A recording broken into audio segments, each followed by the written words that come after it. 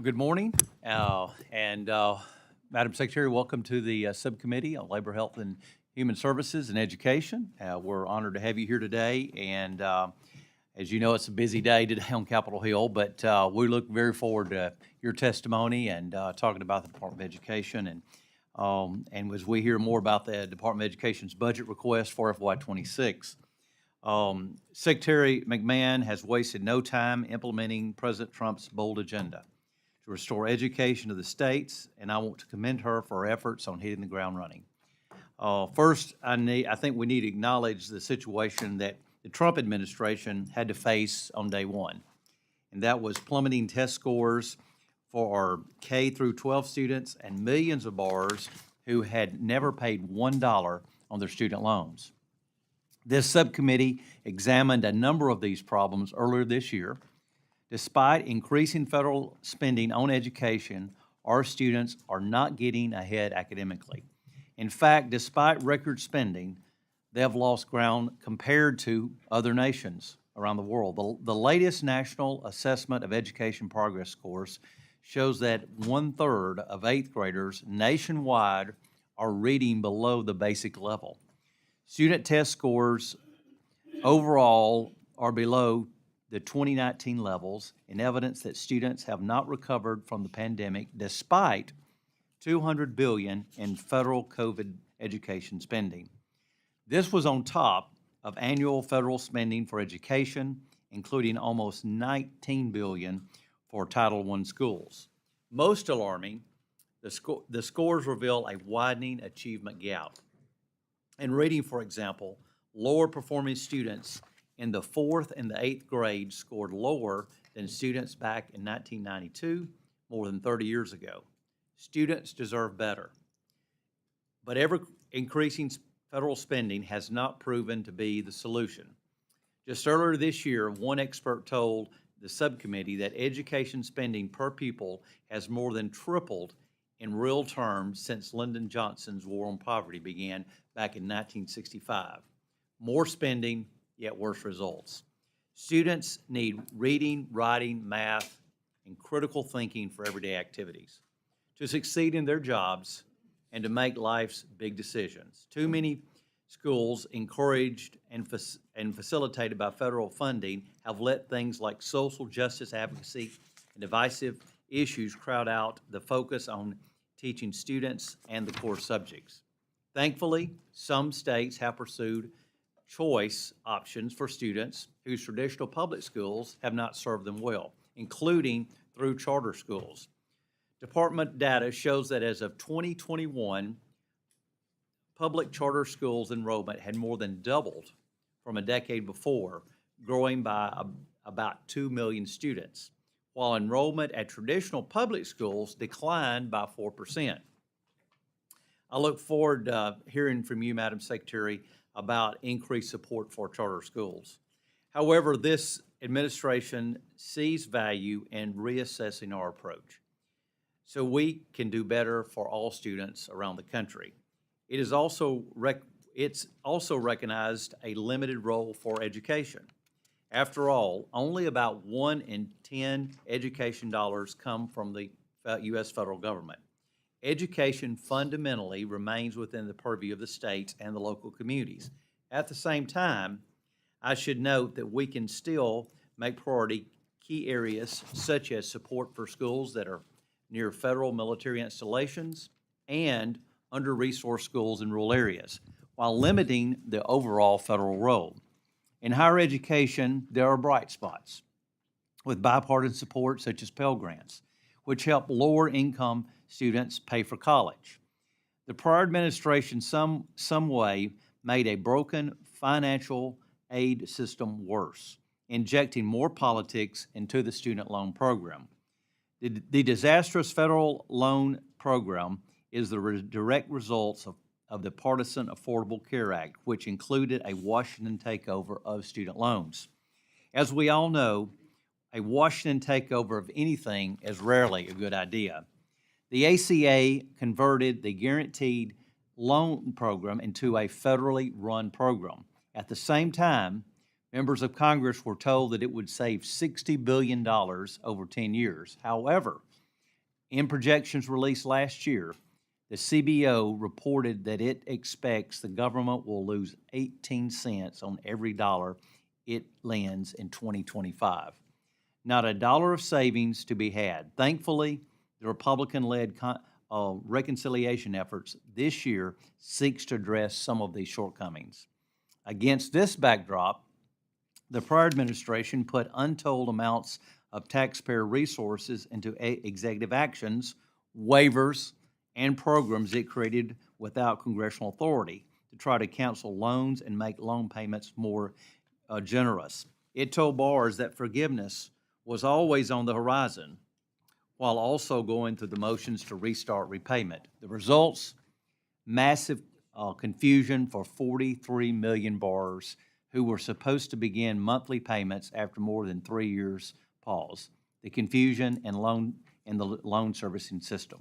Because of the mass confusion that was created under the previous administration, the department estimates nearly that 1 in 4 of these borrowers, more than 10 million people, are in default or late on their payments, putting them at risk of future default. Just 38%, or 16 million borrowers, are in repayment on their current loans. Secretary McMahon, you have inherited an absolute mess in the department, but I hope you can correct the course. You have taken swift action to restore common sense to our college campuses. The department has made clear that all students should be able to access their campuses without fear of their safety, while still allowing peaceful exercise of free speech. Too many students in recent memory have been subjected to severe campus disruption, including at some of our nation's most elite universities. The department has also taken steps to return to the original purpose of Title IX, ensuring that women and girls have equal opportunity to compete in sports. I would also like to thank you and President Trump for your actions to protect women and girls in sports. Madam Secretary, thank you for your department's bold initiative as you carry out the President's America's First agenda. We must consider new approaches to longstanding problems, both for the sake of our students and to be good stewards of the taxpayer dollars. I look forward to working with you and look forward to your testimony this morning. And with that, now I'd like to recognize the ranking member, Rosa DeLauro, for her opening statement. Thank you very much, Mr. Chairman, and to you and to the Secretary. My apologies for being late. But I want to thank you, Chairman Aderholt, for holding this critically important hearing on the Trump administration's budget request for the Department of Education. Secretary McMahon, good morning. I welcome you to the House Appropriations Committee for your first budget hearing as Secretary of Education. Public education is deeply important to me. When I was a kid, my mother took me to work with her. She worked in the old sweatshops in the city of New Haven, and I know you know Connecticut. And the conditions there were horrific. Dangerously hot, unsanitary, mostly immigrant women bent over sewing machines trying to pump out the dresses as fast as they could because they were on piecework. If you know anything about the needle trades, you get your finger caught in those high-powered machines. You just pull back, you wrap your hand up, because if you get a drop of blood on the garment, you don't get paid for it. And recognized her madness, the method to her madness, when she asked me to be there every day after school. And what she said to me is, get an education so that you don't have to do this. My dad came as an immigrant from Italy in 1913, was put in the 7th grade. He couldn't read or write the language. They laughed at him, his teachers and his classmates. He left school in the 7th grade and never went back to formal education. He served in the United States military, served on the city council in New Haven, and always was invested in his community. And again, he said to me, get an education. And he said, if you get an education, you can make $10,000 a year. So the whole issue of public education was critical to me and to my parents as they sacrificed to get me the finest of educations and to allow me to realize my dreams and my aspirations. And that's true of the 9 out of 10 students in our country who attend public schools. And it's true of the stories of pretty much the entire population of the understanding that what public education means to their lives and how it is the key to success. And I might just say that this budget, in my view, should be described as leaving every child behind. And that is why I strongly oppose your proposal to cut investments in education of our nation's children by $12 billion or 15%. It is clear that your mission is to dismantle our federal investments in the nation's public education. You and President Trump explicitly seek to eliminate the Department of Education, which Republicans have proposed for decades. But let me be clear with you. You will not have the partnership of Congress in your efforts to destroy the Department of Education and eliminate public education in this nation. Not on our watch. We will go over your plans to suffocate your own department and slash our investments in the education of our children and in students hoping to obtain a college degree. But before we discuss next year, I want to talk about what you're doing right now. The American people demand help with the cost of living, but President Trump is not laser focused on the cost of living. He is actually making it worse. He promised to fight for the middle class and working families, but instead put Elon Musk and wealthy billionaires like yourself in charge of the government that is meant to be of and by and for the American people. Madam Secretary, the administration is recklessly and unlawfully freezing and stealing congressionally appropriated funds from agencies, programs, and services across the government that serve the American people. You, President Trump and Elon Musk, are attacking public education to pay for tax cuts you stand directly to benefit from. Congress alone holds the power of the purse. It is right there in the Constitution, Article 1, Section 9, Clause 7. Congress, not the president, determines how the taxpayers' dollars are spent. The law of the land is the 2024 budget. We are living in 2025 under a continuing resolution that carries forward the 2024 budget. And that is the law that you are bound to follow. Furthermore, the Department of Education was created by the Congress, and it can only be undone by the Congress. Under your leadership, the department, hundreds of millions of dollars have been frozen, and entire programs have been terminated. Funding for vital research, protection of students' civil rights, and programs that support the recruitment and professional development of effective educators have been terminated. Madam Secretary, if Congress agreed with your determinations that these programs do not deserve funding, we would have decreased the funding for these accounts accordingly. We did not. Nor did we remove funding for the department staff, but you took it upon yourself to eliminate half of the Department of Education's workforce. By recklessly incapacitating the department you lead, you are usurping Congress's authority and infringing on Congress's power of the purse, and you will continue to lose these battles in the courts. You have been blocked from letting DOJ access student loan borrowers' private information, from interfering with local school curricula, from punishing school districts for curricula you disagree with, and from stealing COVID relief aid from states and school districts. And there are many more. For as long as you continue to deliberately and flagrantly defy the law, you will continue to lose in court. But let us be clear about who is losing most of all, and that's the children and the families of this country. The consequences will be felt by students losing access to school psychologists, counselors, and social workers due to your shameful decision to cancel hundreds of grants for mental health services in public schools. These grants were created and funded by a bipartisan basis of this subcommittee and the bipartisan Safer Communities, including a mental health program that I created after hearing how desperately it was needed in schools across Connecticut. We are not talking about hypotheticals of what ifs or worst case scenario. This lawless and cruel destruction has happened and is happening under your watch today. Turning to your budget request for 2026, I want to note that the administration has provided sparse detail about your proposal to cut the Department of Education by $12 billion. We have no idea where that $12 billion is coming from. A central component of your plan for elementary and secondary education is to eliminate 18 unspecified competitive and formula grant programs, replace them with a $2 billion Brock grant to states, yet at the same time, you propose that we provide $4.5 billion less to educate our nation's children overall. A block grant is a cut.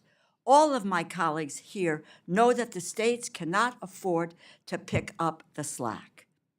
Your visions for students aspiring to access and pay for college is particularly grim.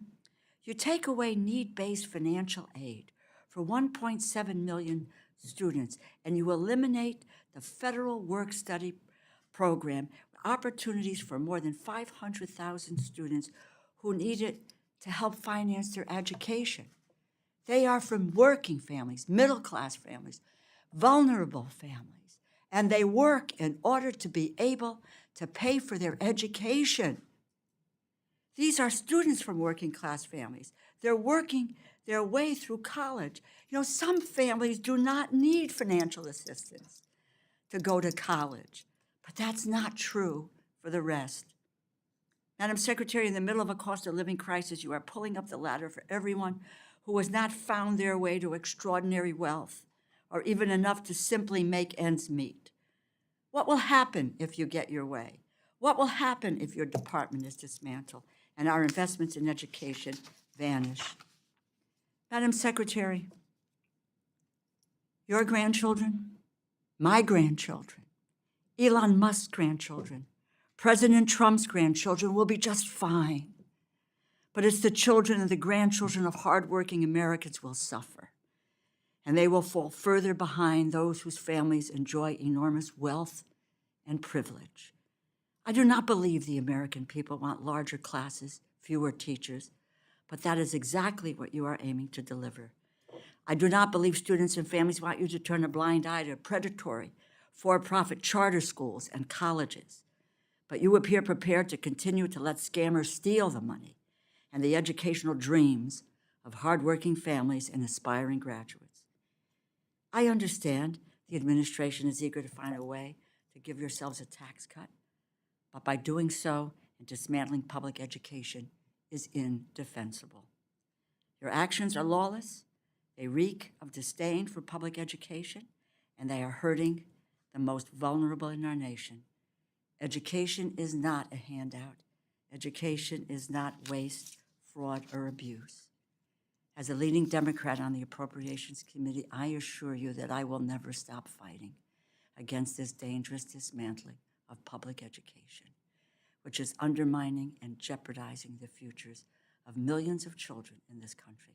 I look forward to your testimony, and I yield back. Thank you, Ranking Member, and I now would like to turn to our witness, Secretary McMahon, and you'll have 5 minutes to deliver your opening remarks. You've submitted written testimony. It will be included in the full record, but we do recognize you and look forward to your comments. Thank you very much. Chairman Adderholt, Ranking Member DeLauro, and distinguished members of the subcommittee, thank you for having me today to represent a department on a mission, its final mission, to wind down the Department of Education responsibly, cut waste, and give education back to the states, parents, and educators, all in a lawful fashion. With your partnership, the fiscal year 26 budget will take a significant step toward that goal. We seek to shrink federal bureaucracy, save taxpayer money, and empower states, who best know their local needs to manage education in this country.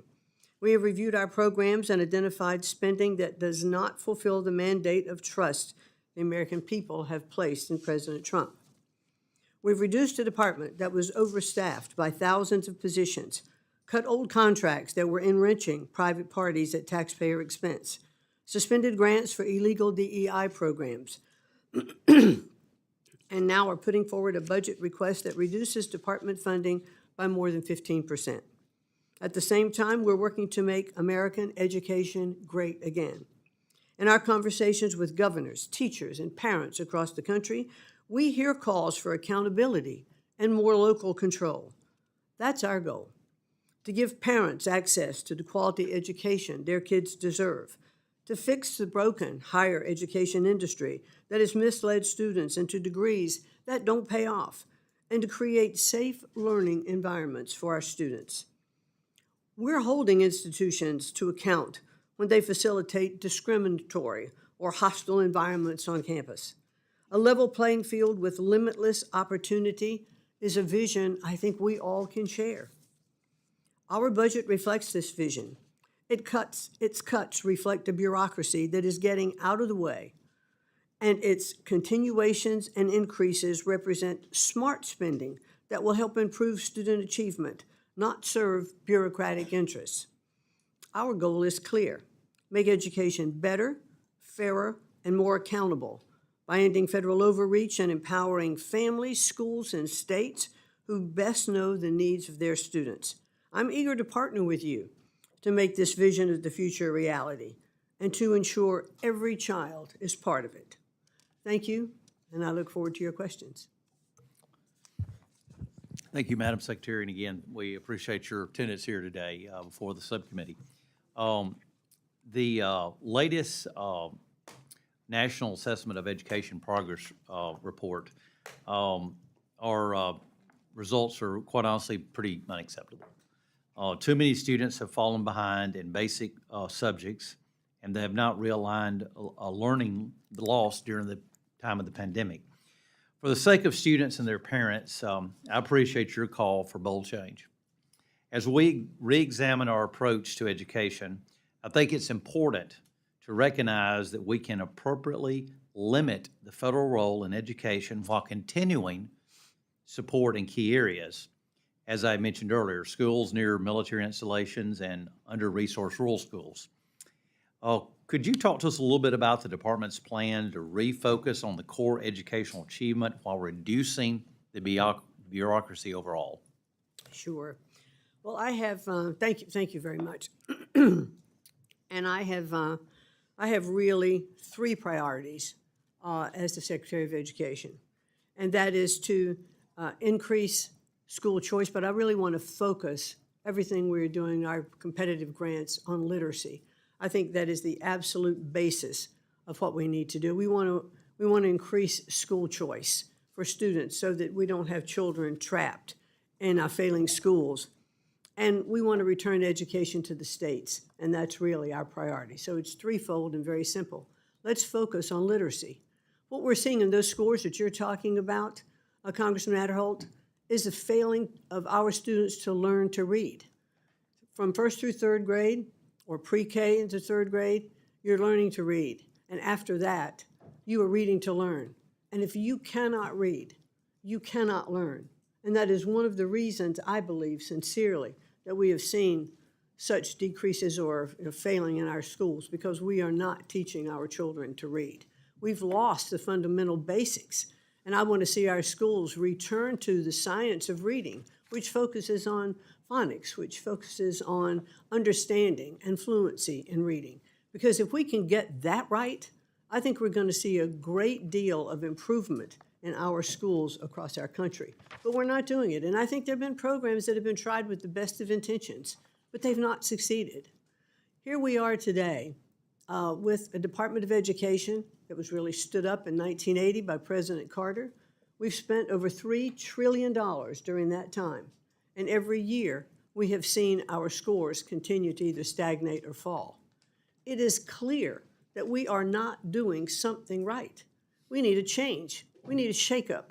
We need to do things differently than what we're doing. And let's get back and focus on what was successful. Let's focus on our public schools as well as charter schools, as well as other schools that can deliver homeschooling. The president is absolutely focused on making sure that children have the right to an education that is best for them, and that parents should be deciding where their children can go to school and get the best education. They should have those opportunities, whether they're private schools, charter schools, public schools, homeschooling. They need to have the choice so that they can succeed. I believe that parents know what's best for their children. I think that parents working with local educators, Local superintendents can develop those programs for schools which will deliver the best results. The President and I certainly agree that the best education is that is closest to the child. Who better to know and understand what a child's needs are than that teacher working in the classroom, than that parent in cooperation with the teachers in that classroom to help understand what that child needs. So clearly, my focus is definitely going to continue on bringing education closest to the states. And I, like you, Ranking Member DeLauro, am a product of public school systems.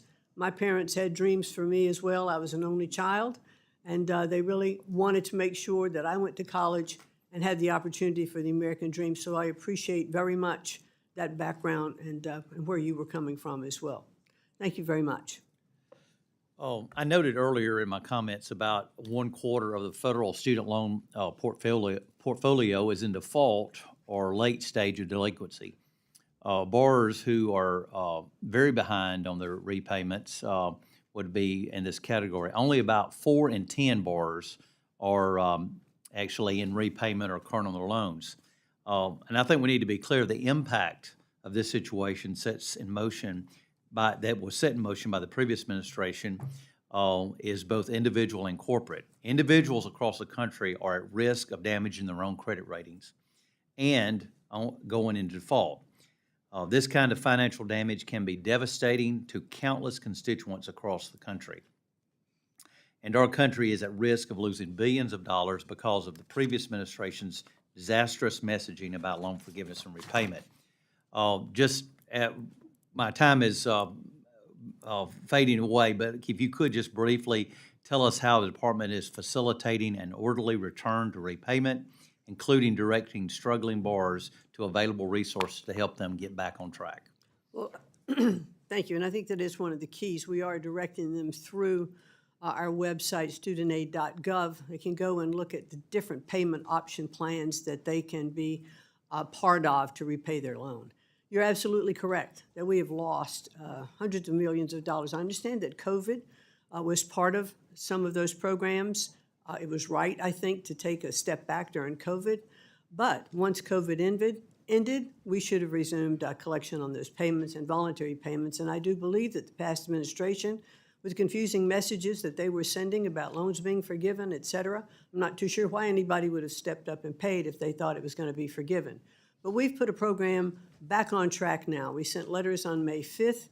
We're working through Treasury, through their collection efforts, to make sure that we have programs to collect that money. And I can report that today, since May 5th and those letters going out, we have now collected almost $100 million in back loans, some on a voluntary basis, and then some is we're restructuring the way those folks are going to be repaying their loans. So we're on the right track to get that. My time's expired, and like I said, we'll every member will be recognized 5 minutes. I'm one to understand that there are sometimes the secretary can be finishing a question, and so I won't gavel down exactly 5 minutes, but I would ask you to be respectful of the chairman as I do this, to not go over too much. So when I start tapping, if you could start winding up, I would sincerely appreciate it. With that, Ranking Member DeLauro.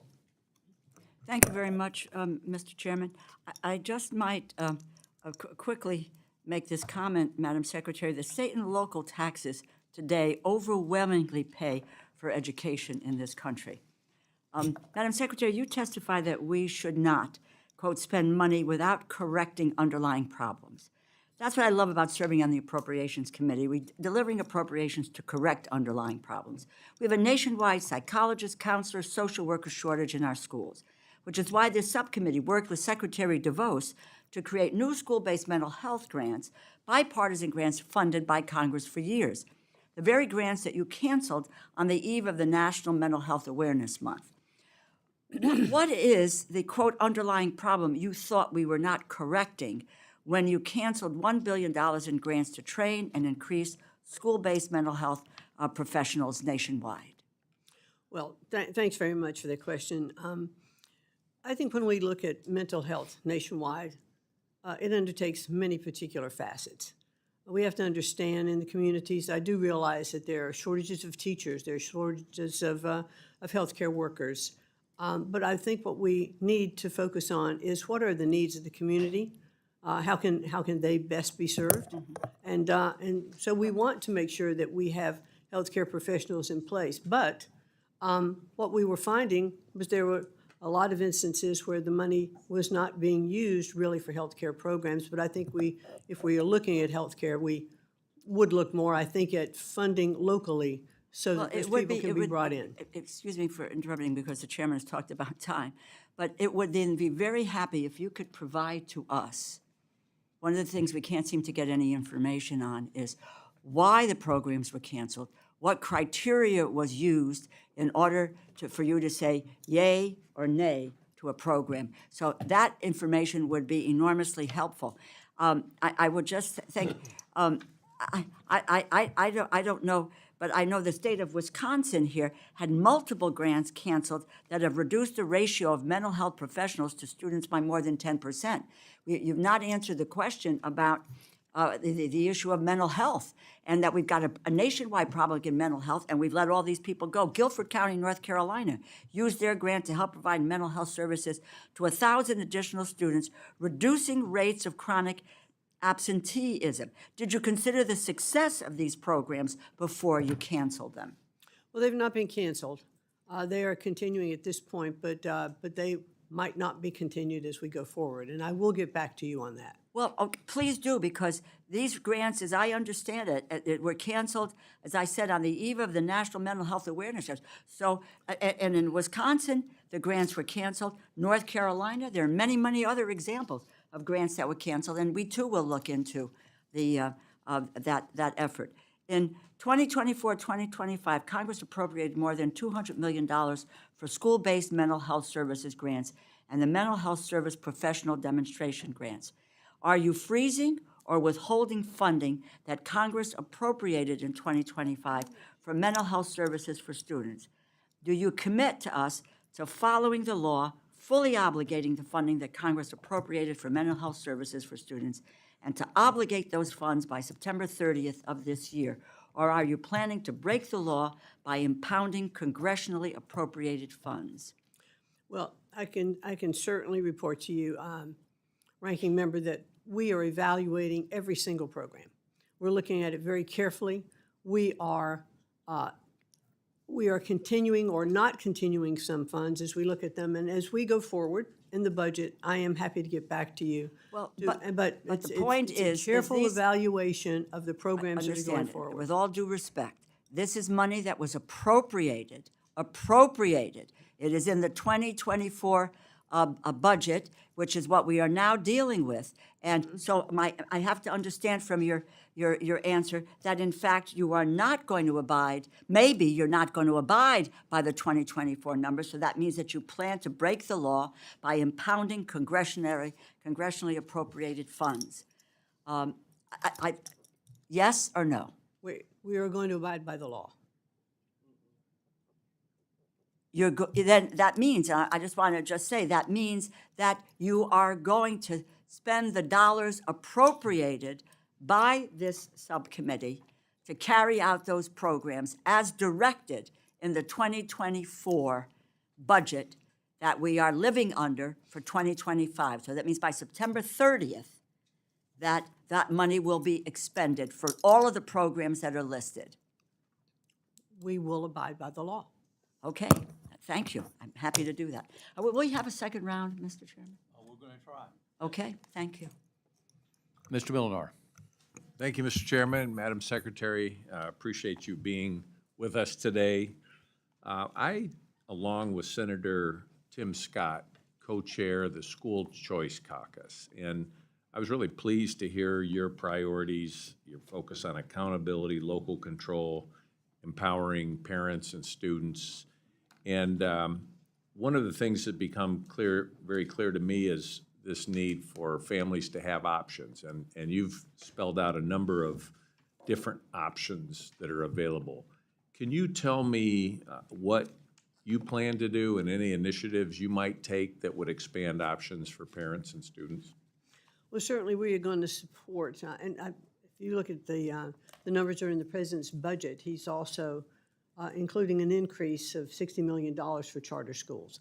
The president absolutely believes, as do I, that the more choice that parents have, the better off the students are. And we've seen that repeatedly in different states.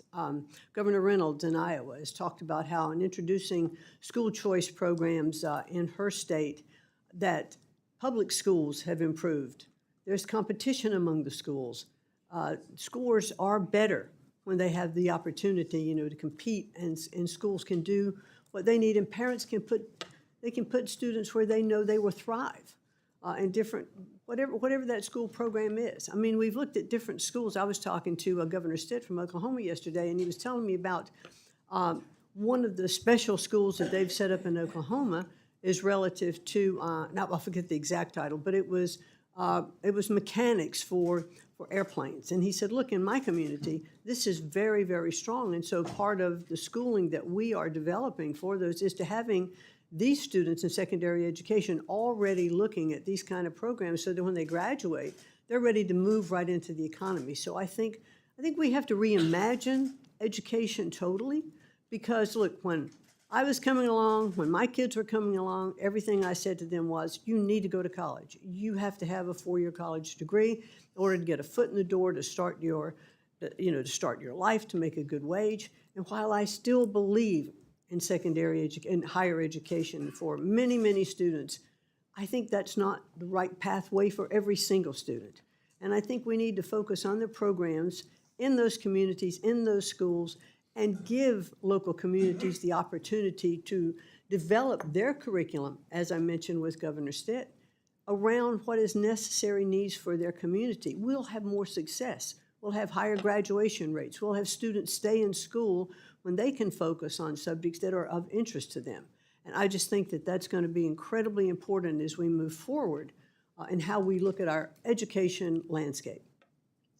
Thank you very much. And I want to turn to the influence of the Chinese Communist Party in our educational system. 2 years ago, I asked your predecessor, Secretary Cardona, if he was aware of efforts by the Chinese Communist Party to influence the U.S. education system, and I was surprised. He told me he wasn't really aware of that. Are you familiar with the efforts by the CCP to influence American education?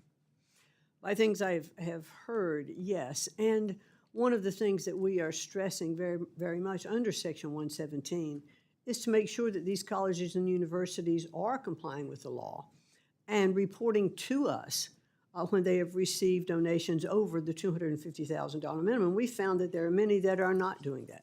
One of the things that we put in place is to make sure that as universities are looking at their hiring practices, what kind of vetting are they doing with those particular professors that they're bringing in, or students that might be coming in on campus? What can be that effect and that influence? But it is very important, I think, for us to know how much money is coming in from foreign countries. Thank you. And last year, our Select Committee on the Chinese Communist Party released a report, CCP on the Quad, and it detailed how federally funded research at universities has advanced the CCP's military goals. We also highlighted concerns about how many American universities have joint institutes in China where they partner with Chinese universities.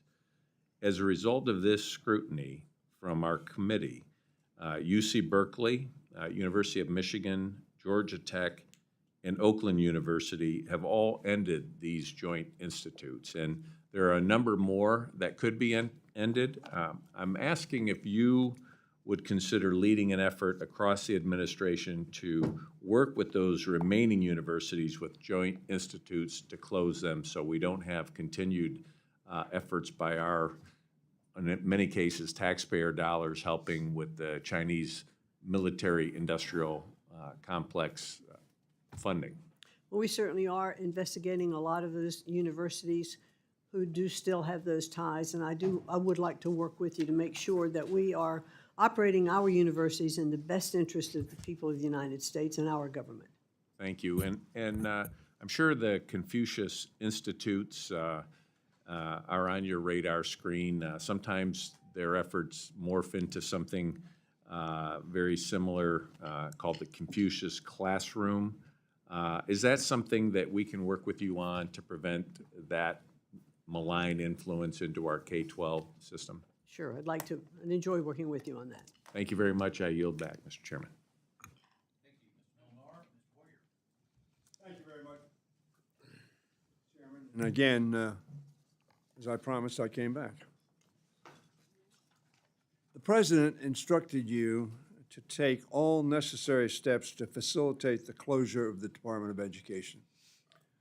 Did you check with your counsel or legal advisors as to whether or not you had authority to accomplish that request?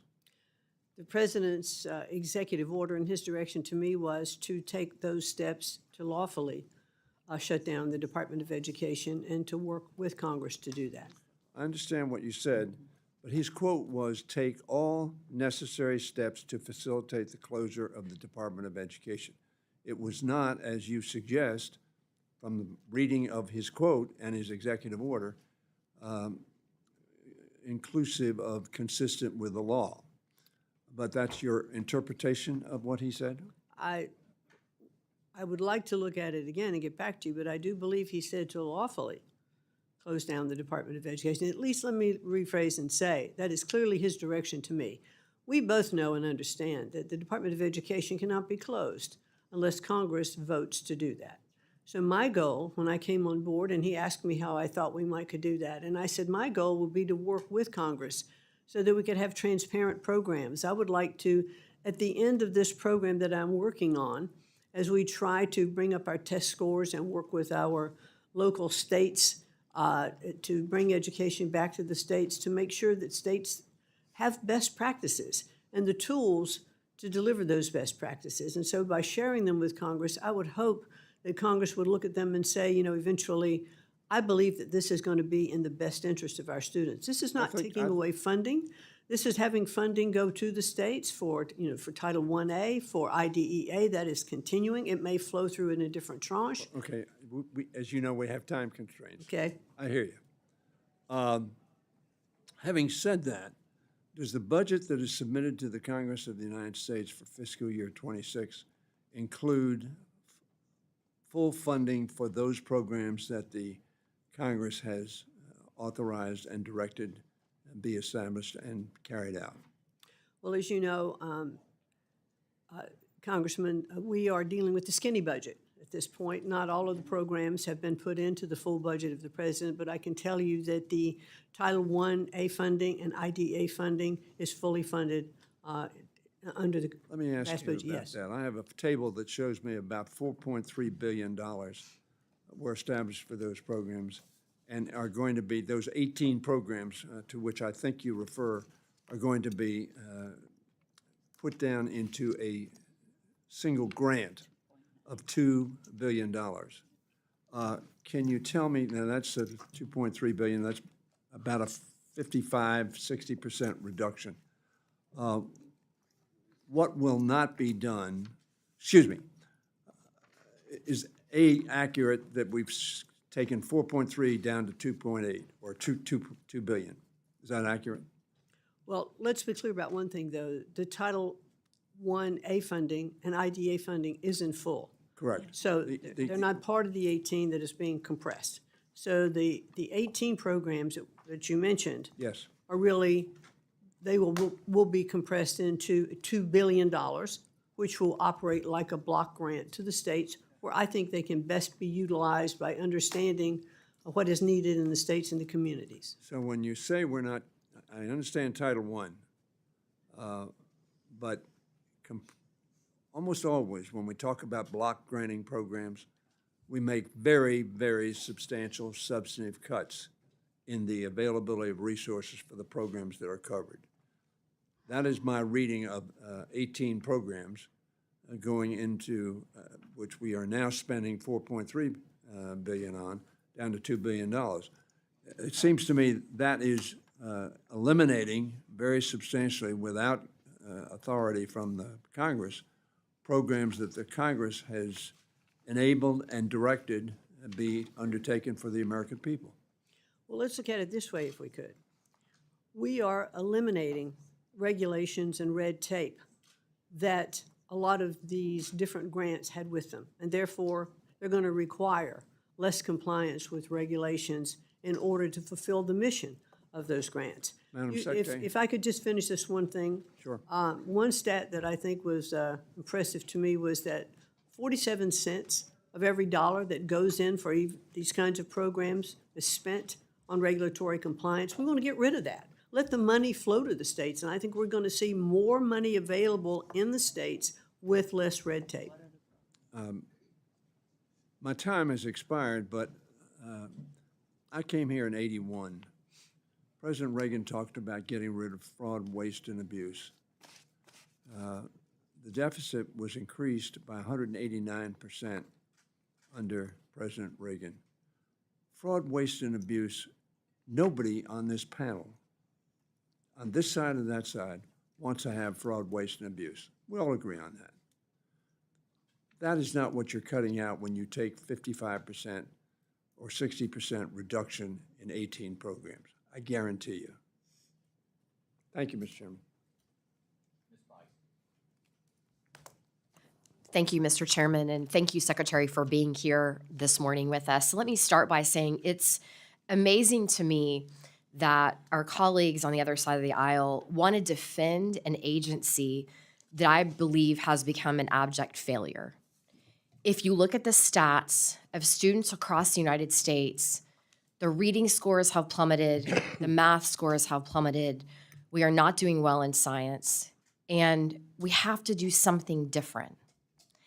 You mentioned Oklahoma and Governor Stitt, and in Oklahoma, we have certainly adopted charter school programs and have expanded school choice, and I think it's important to talk about why school choice is so important. You have students attending Good Shepherd, which is a school in Oklahoma that is focused on making sure that our students with developmental disabilities, particularly with autism, have the opportunity to attend a school that meets their needs. You have Mission Academy, which is a school that helps children who are battling substance abuse. It's a very unique environment for them to be able to leave a public school, in many cases they've been in, and be able to get a specialized education, but also address the issues of substance abuse with these young people. So I applaud what you're trying to do. I think it's important that we look at the results. That's what we're looking for here. As a mother myself who decided to send my children to a private Catholic school because I wanted them to get a faith-based education, that was my choice. And I appreciate that. And it is frustrating to me to hear my colleagues, talk about how great education is when we know the numbers say something very different. So I want to start with that. I applaud your efforts to return education to the states and reduce the bloated DC bureaucracy.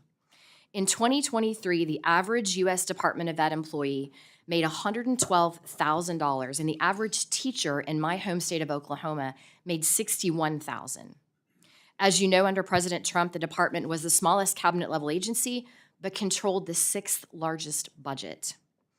I would like you to, maybe in more detail, describe some of the reforms you're implementing to cut waste, fraud, and abuse at the department and return education to the states. And particularly, I want to make it very clear, you said something in a previous response that I think is worth noting, and that is you are not eliminating Title I-A funding and you are not eliminating IDEA funding, which is important to students and families in my state. But can you elaborate a little bit on what you're looking at restructuring for the Department of Ed?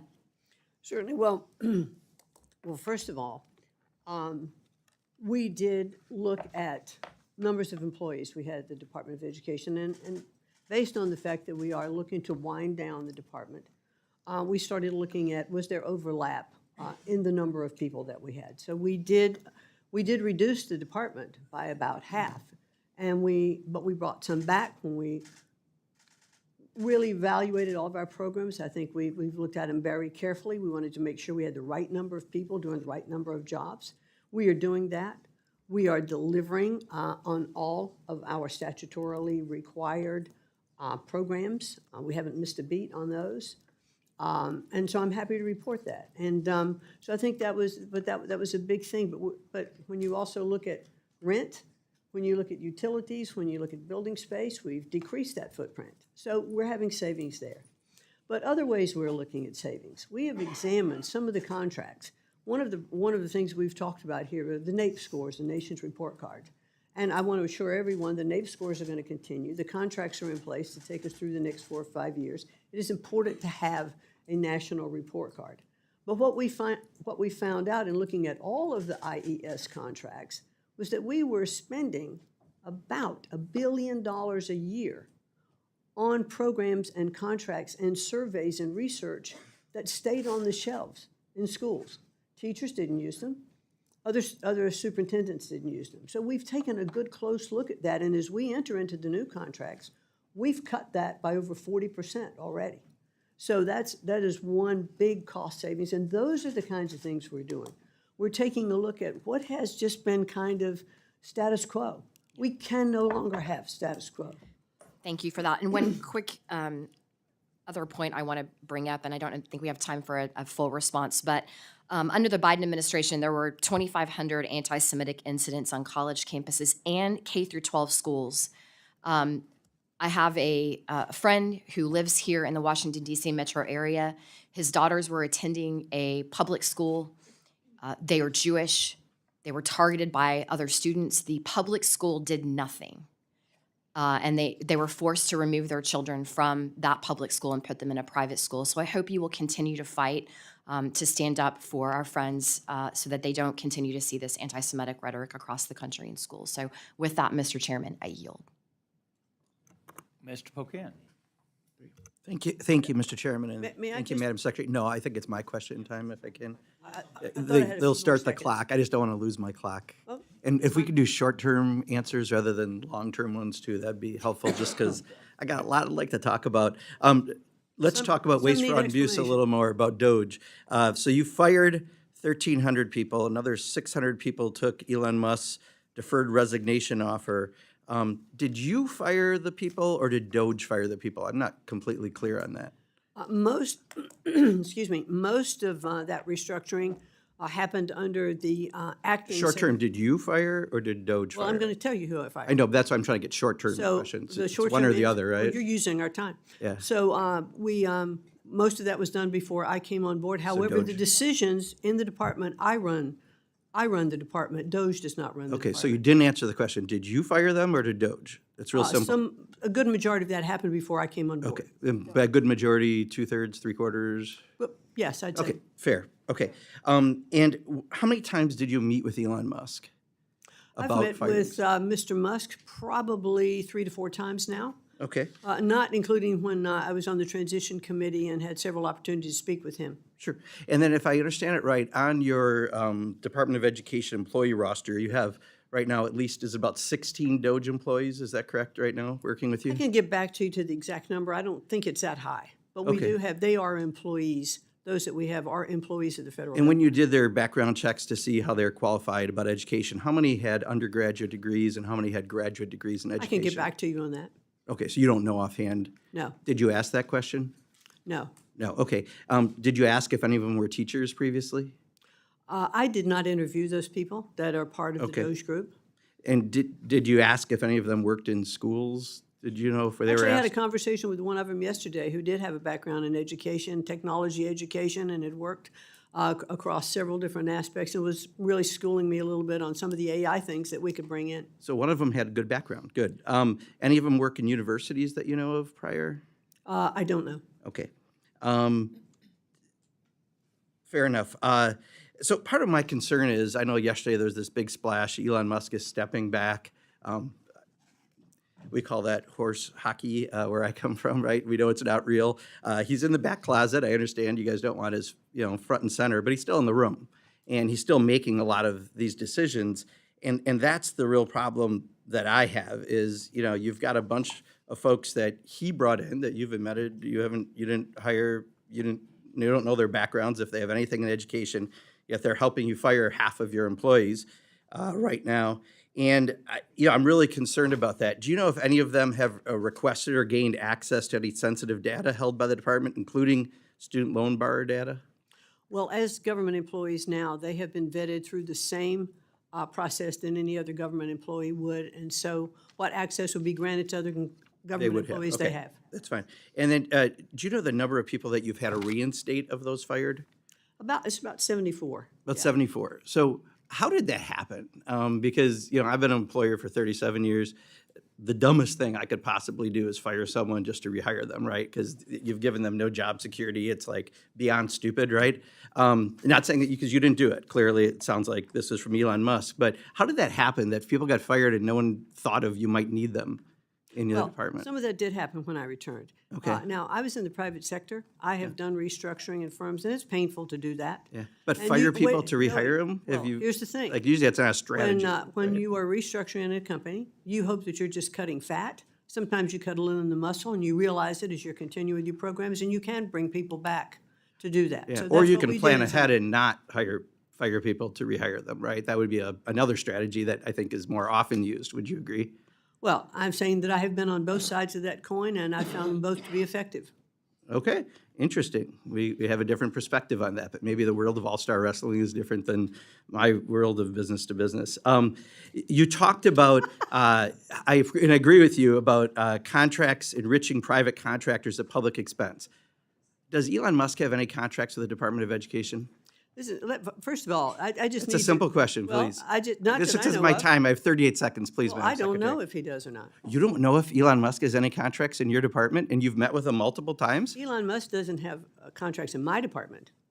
So Department of Education, there are no contracts with any Elon Musk company. That's what I'm asking. Not to my knowledge. Okay. All right. You want to check a blue card real quick, or are you pretty sure of that? I said not to my knowledge. Okay. If I find out differently, I'll be happy to get back to you. All right. And just in the last few seconds I have, just real quick on private schools getting public dollars, just so you know, something like 3/4 of the students that wind up going into those schools already attend those schools, and they're getting tax money. So if we get rid of the Department of Education, should we put the private voucher program under Ways and Means, because it's really more of a tax benefit than an education benefit? Well, I'm happy to get back to you on that as to how we restructure the Department of Education going forward and how those programs are handled. Great, appreciate it. Thank you, Madam Secretary. You're welcome. Mr. Moore. Thank you, Mr. Chairman, and thank you, Madam Secretary, for being here. Typical line of questioning. Someone's a little obsessed with one guy. That's interesting. It's every hearing now. So thank you so much for being here. I did want to, just for the committee, highlight a program that I stood up in the state of West Virginia. It's called the Hope Scholarship Program when I was state treasurer of West Virginia. It was actually one of the most expansive ESA programs in the country. We offered our per pupil student funding formula, state money obviously, to children that decided to leave the public education system. And this has been a tremendous win for the state of West Virginia. They can either choose homeschool or they could choose some private school institution. And we have seen, just since I started that program in 2021, our standard, our academic achievement in our test scores have increased by 3%. So a state like West Virginia, that's a really big deal. Now, our state, my state of West Virginia, we are one of the poorest states in the country. So we receive per capita more federal funding than most of the states. Compared to, say, like a wealthy state like Connecticut or New Jersey or Massachusetts, they're not receiving the same type of money that we are because we struggle in this. Now, that said, we spend more per capita on our kids, on education, than most states in America. And it's been a failure. And ever since the Department of Education has been instituted, we've seen academic achievement just plummet. Year after year, every year, it gets worse.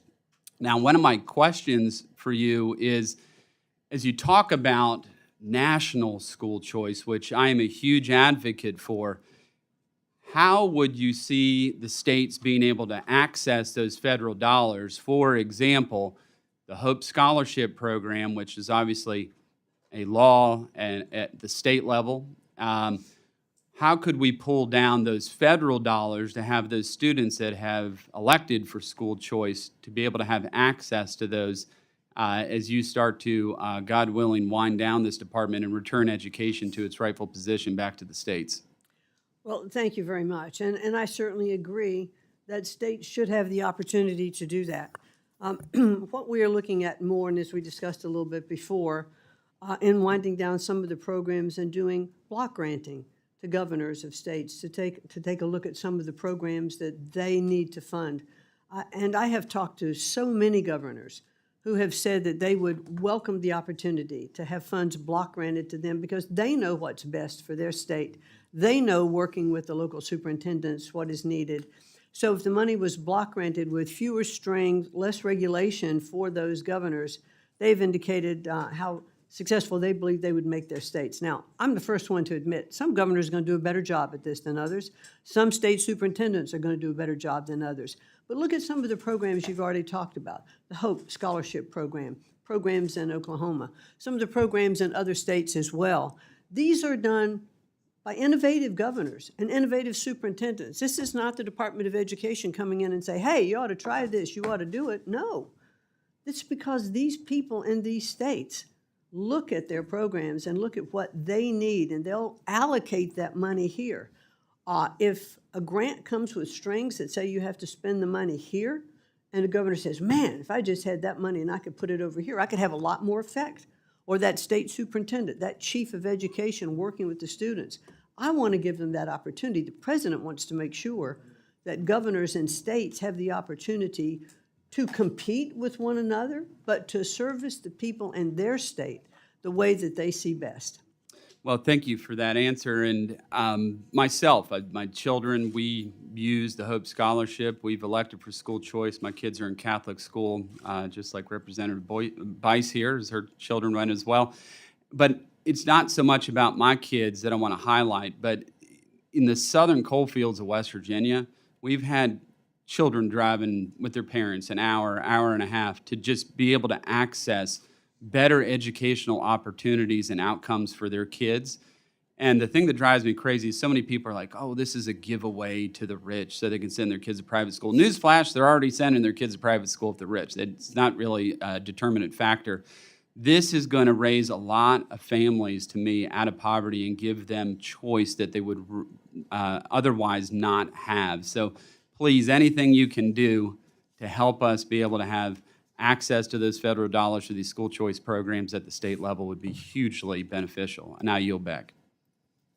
Thank you, Mr. Moore. Ms. Frankel. Thank you. Welcome.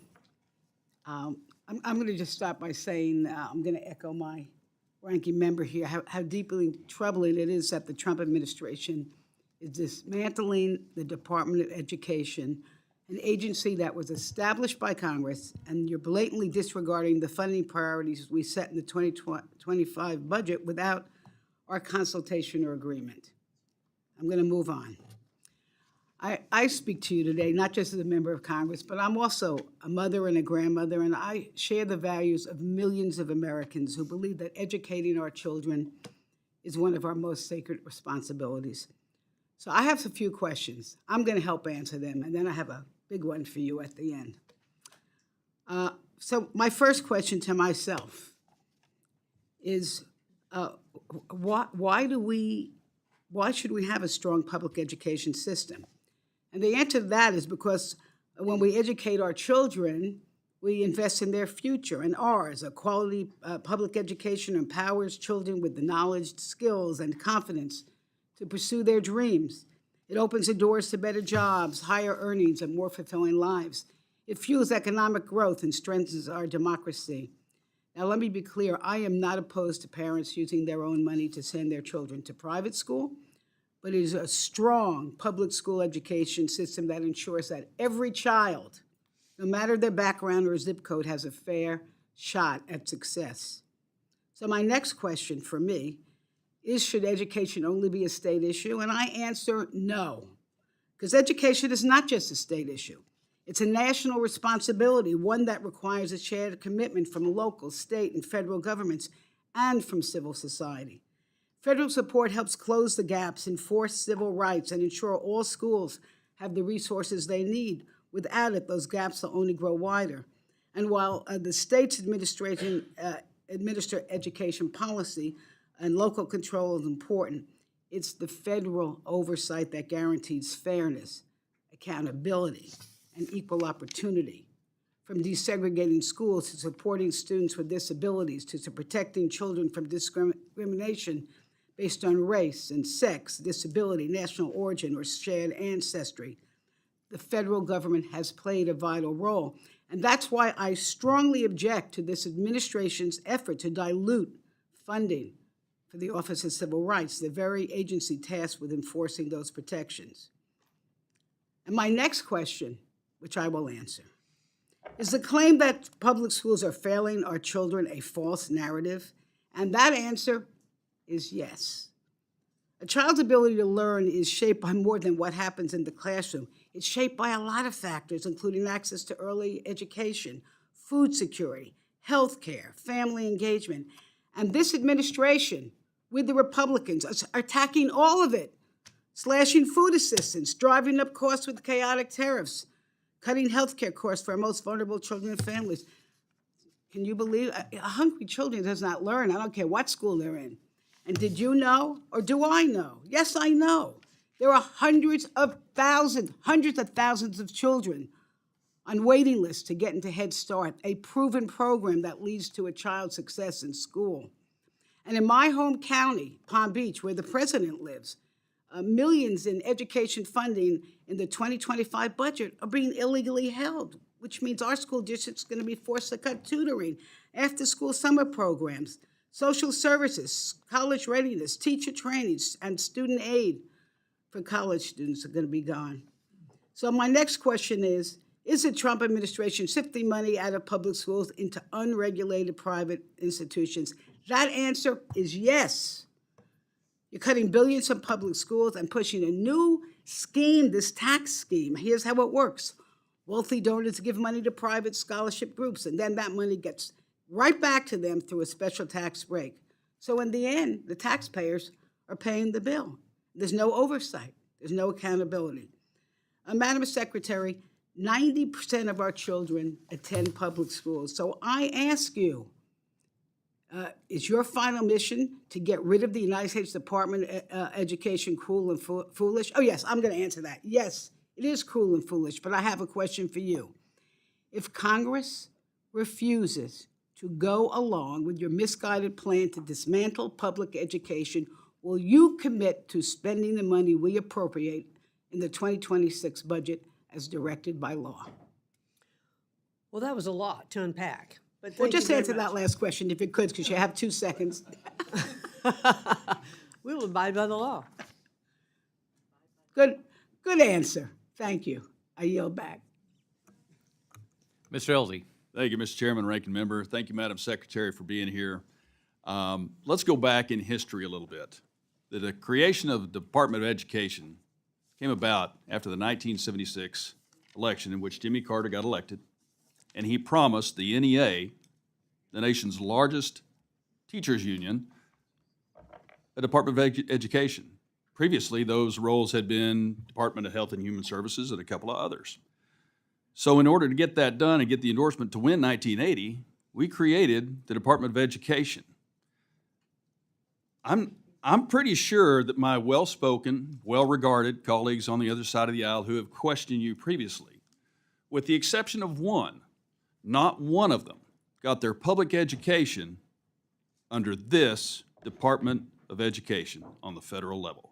They were all educated by public education without having the Department of Education, Health and Human Services, Department of Justice. They all had different roles, and then we put it all into one. So we've spent billions and trillions of dollars, as you mentioned. Meanwhile, the state of Texas, I checked with my friend in the legislature, the state of Texas, which is perfectly capable of taking care of kids in the valley, in West Texas, in the Panhandle, in North Texas, down on the coast, all of which have different demographics and different needs. We're going to spend $100 billion in the state of Texas over the next 2 years providing for our own public education according to our standards because our local school districts know how to educate their kids. So if this is a question of mental health, well, that belongs at the Department of Health and Human Services. If it's about civil rights, that belongs at the Department of Justice. 10% of the funding that goes to public education in this country is sent from the states back here. Washington employs a whole bunch of people, has some strings attached, and then goes back down. So this existed prior to 1980. All of my colleagues on the right, except maybe Steny Hoyer, because he's pretty young, were educated without the Department of Education. So being a Navy pilot, I tend to watch a few movies. One of my favorites is Office Space. So let me ask you, what do you think, as the Secretary of Education, what would you say you do here? What would you say the Department of Education does, and is it accomplishing that mission, Madam Secretary? Well, thank you very much. You've made my case quite a bit for me already. But what I found in talking with so many people when I took on this position was the misunderstanding of what the Department of Education doesn't do.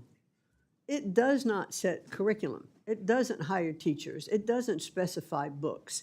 It doesn't do all of those things. It is actually a pass-through mechanism for funding that is appropriated by Congress. And whether the channels of that funding are through HHS or whether they're funneled through the DOJ or whether they're funneled through Treasury or SBA or other departments, the work is going to continue to get done. So what I've been focusing on as the Secretary of Education is really understanding where these grants are, where these programs are. How do we make sure that they aren't wasteful? How do we reevaluate the contracts, as I talked before? Let's do savings going in as we're recommending, our budget cuts. Let's make sure that the programs that we're putting in place are best serving the students of those states. And that's the work that I'm focused on every day. Thank you. I want to make it clear to my colleagues that I think there's a lot of waste, fraud, and abuse in the federal government. Remember, 1980, Department of Education. 2001, Department of Homeland Security, which basically just added another level of bureaucracy and cost to the American taxpayer with a questionable amount of return on that investment on safety, because all those agencies underneath already existed, just like they do in the Department of Education. I would argue that I don't think that the folks of Connecticut want somebody like me telling them how to educate their kids, any more than I want anybody from Connecticut telling me how to educate my kids in the state of Texas. This is better done at the state level. There's nothing about education in the Constitution, not one word. So my case is, if it's not in the Constitution, let's start with that. Let's reabsorb the functions of the Department of Education into other agencies just like it was before. And I think we're going to be just fine, as my well-spoken, highly intelligent colleagues on the right side who were not educated under the guidelines of the Department of Education as it currently exists can attest. Thank you, and I yield back. Mr. Harder. Thank you so much. And Secretary McMahon, thank you for being here. I want to talk about early childhood education. I probably think more about early childhood development than some of my colleagues because I'm still living it every day. I have two young daughters, Lillian and Karina, ages 3 and 1. Like millions of parents, I know firsthand how critical access to early learning is, not just for kids, but for working families and the future of our communities. Secretary McMahon, do you believe every child deserves access to a high-quality early childhood education? I believe that every child deserves access to a high-quality, equal access to education. Great. Then I think we agree. I think every child and every family should be able to enroll their kids in high-quality, safe preschools. As you know, research shows that children who attend preschool are 18% more likely to go to college than those who didn't. We know that early childhood education shapes lifelong outcomes. It impacts literacy, graduation rates, employment, even health and public safety. These are real facts. But I'm concerned about what's happening with Head Start, a program that makes preschool reality for over 800,000 families. I know this technically falls under HHS, but as Secretary of Education, I can imagine you'd care deeply about this topic as you're responsible for the future of every kid in America. Have you discussed Head Start funding with the administration and the budget, and what are your views on what's happening with the current freezes and the challenges with the Head Start program?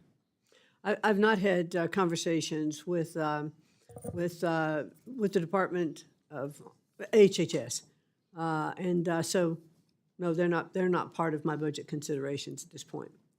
Do you have a view on whether or not preschool through Head Start is important as a grounds for a student's education? I think the earlier we can start education, the better it is for every child. I look at mothers who spend time with their children, reading to them when other children may not have that benefit. I think those children definitely have an advantage, and you like to see that. But I don't think that the federal government has the responsibility for that. I think that should be looked at more in state budgets and how states can best set up their programs. I hear you. I did a lot of reading with my daughters and continue to do so. But did I understand that you do not believe that the federal government should be supporting programs like Head Start, and that should be the job of other organizations and states and parents? Well, currently it is the responsibility of a different agency, and I'm sure that they are looking at what aspects they are funding as they go through their budget process. Well, I think this has real implications on the work that you do. This is a cornerstone of American education. And I think that what's happening with Head Start is very concerning. We're seeing these delays, these freezes that ultimately hurt kids. We've seen Head Start schools close across the country because they only have 3 days of funding right now. Every Head Start program in the country has 3 days of funding. And I think that is going to have an implication on our kids' ability to read, write, and do math. And so I would think, as the Secretary of Education, that you should have a perspective on this and a real goal towards committing to the parents of Head Start students in my district across the country to fight to make sure that this program is fully funded. Is that something that you believe in, that this program should be funded, and pushing back on any attempt to cut it? I'm going to let the department and the agencies that are responsible for those parts of the budget do their job. I think it has an implication for the Department of Education that is real. Let me tell you what's at stake. In my district, 1,600 kids rely on Head Start. This is the first type of education that any student receives. And I think passing it off on some other department is unacceptable, because we know that Head Start students are 13 percentage points less likely to commit a crime. They're more likely to graduate high school, less likely to experience a teen pregnancy. This is our kids' futures, and our entire communities are lifted up because of this program. So I think saying that this part of the education system isn't your responsibility doesn't make a whole lot of sense to me. I think you should be terrified at the idea of Head Start being gutted, because it's going to have major ramifications on our students' ability to have the future that we want. It's your duty to make sure that programs like this continue. And so I hope that you see that our kids aren't line items, they're not pawns in a political game, they're not disposable, and that we need to make sure that Head Start is continuing to be strong, and that cuts like the ones we've seen over the last couple months don't happen if we're going to be able to make sure that every kid has quality education in the United States. I hope you remember that, and I yield back. Mr. Simpson. Thank you, Mr. Chairman. Thank you for being here today. I appreciate your testimony. And just very, very quickly, for Mr. Pocan's education, is professional wrestling a business? Sir, it very definitely is a business. So you ran a business, okay, just so that you're aware of that. Anyway, let me ask you a couple of questions. I don't disagree with what my colleagues on the right have been saying. I agree with what Mr. Elsey said. Education, and I have no problem with trying to move much of this education back to the states. I had a couple of superintendents tell me a couple of years ago that their problem was they got 5% of their funding from the federal government and 95% of the rules came from the federal government. But there are some successful programs that we want to maintain. You said in your statement that you encouraged all of your children to go to post-secondary school, that they needed to continue their education to be successful. You said that you evaluated and looked at these programs and wanted to get rid of those that were ineffective. And in the skinny budget, you specifically said, TRIO and Gear Up are a relic of the past when financial incentives were needed to motivate institutions of higher education to engage with low-income students and increase access. I'd like to see some of those studies and evaluations, because every one that I've seen says it's one of the most effective programs ever. In fact, when we had Secretary Spelling here 20 years ago, they tried to put all these programs together and just send them out to the states. She said they had studies that showed that they were not a very effective program. And I asked her for a copy of those studies. It's 20 years ago, I'm still waiting, because there are no studies out there that show that it is ineffective. It is one of the most effective programs in the federal government. These are for, one of the best programs in the history of education and most meaningful has probably been the GI Bill. We took veterans from World War II and gave them opportunities to go to college. This is the GI Bill for low-income minority communities, and it's supported by many, many members of Congress. We have about 800,000 low-income potential first-generation college graduates. And I don't know if you've ever gone and talked to any of these students. These are people that had never thought of going to college because nobody in their family had, nobody in their community had ever done that. We got a problem in Indian Health Services trying to get doctors and dentists to go out on reservations. The only way you're going to educate, the only way you're going to do that and solve that problem is when Native American children go to college, go on to medical school, go on to dental school, and come back to their reservation to serve their people. That's how you're going to solve it in the long run. So can you speak to me how the department arrived at this funding level and how you plan to ensure that TRIO remains accessible to the students who rely upon it? Well, thank you very much. And I understand that there are many services that are served. I mean, TRIO started out as 3 programs. It's now about 8.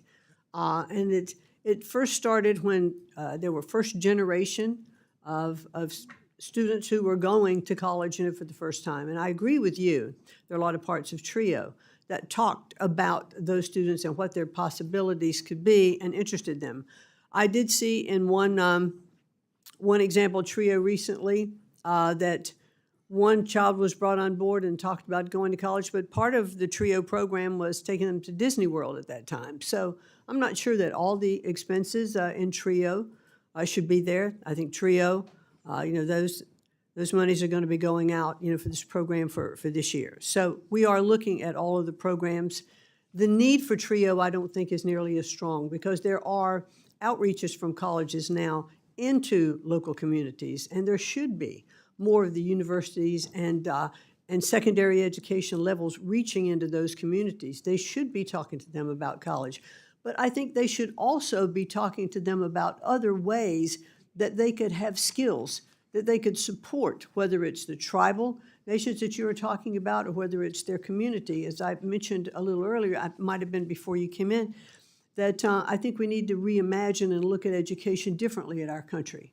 That I think we need more work-based projects, teaching in our middle schools and high schools to prepare people to get into the economy. I mean, we kind of made, we focused on college and degrees, and we kind of made trade skills, hey, that's something that you go into if you can't really make it at college. We need this workforce. Yes, we do. We need this workforce, so let's train a lot of those different kind of programs. Let's give them skills that can make it available for them to go to work right away and be in the economy. Then maybe they will also put themselves through Before school. you eliminate So I- TRIO, so I though, think- I need to see what those programs are that you're proposing that we're going to change them to, because happy to this get is the back to most you. important program for low-income people who had never thought of any. You gave the example of one individual out of 800,000. The program is highly successful. I'd like to say other government programs could learn from this program, frankly. And I would like to know, if we're going to change it, how it's going to change and how we're still going to have access to those kids. And I understand that the department has not yet released the continuation awards for the TRIO Upward Bound program, even though those grants expired on May 31st. Could you tell us where we are on those awards? Yeah, I believe that they will be going up by July 1. I think that is correct. If it's not, I will get back to you. Thank you. Ms. Watson-Coleman. Thank you, Chairman, and thank you to my colleague who just asked those questions about important programs that get students ready for college. Good morning, and Good morning. thank you for being here. I'm going to ask you a couple of questions that I just need yes or no. Do you believe that there is illegal discrimination against people who are Black, brown, and other types of discrimination in jobs and education in this country? Yes or no? I think it still exists in some areas. Then can you tell me why the Office of Civil Rights in the Department of Education is being decimated? Well, it isn't being decimated, that's for What is sure. it being?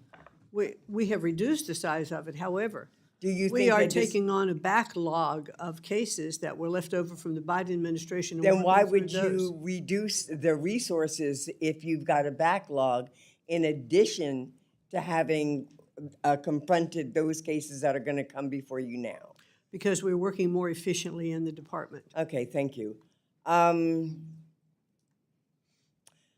I've got real serious questions regarding your commitment to civil rights, to our students, to our teachers, to our faculty, and places of that nature. Do you believe that migrant students should have access to public education resources?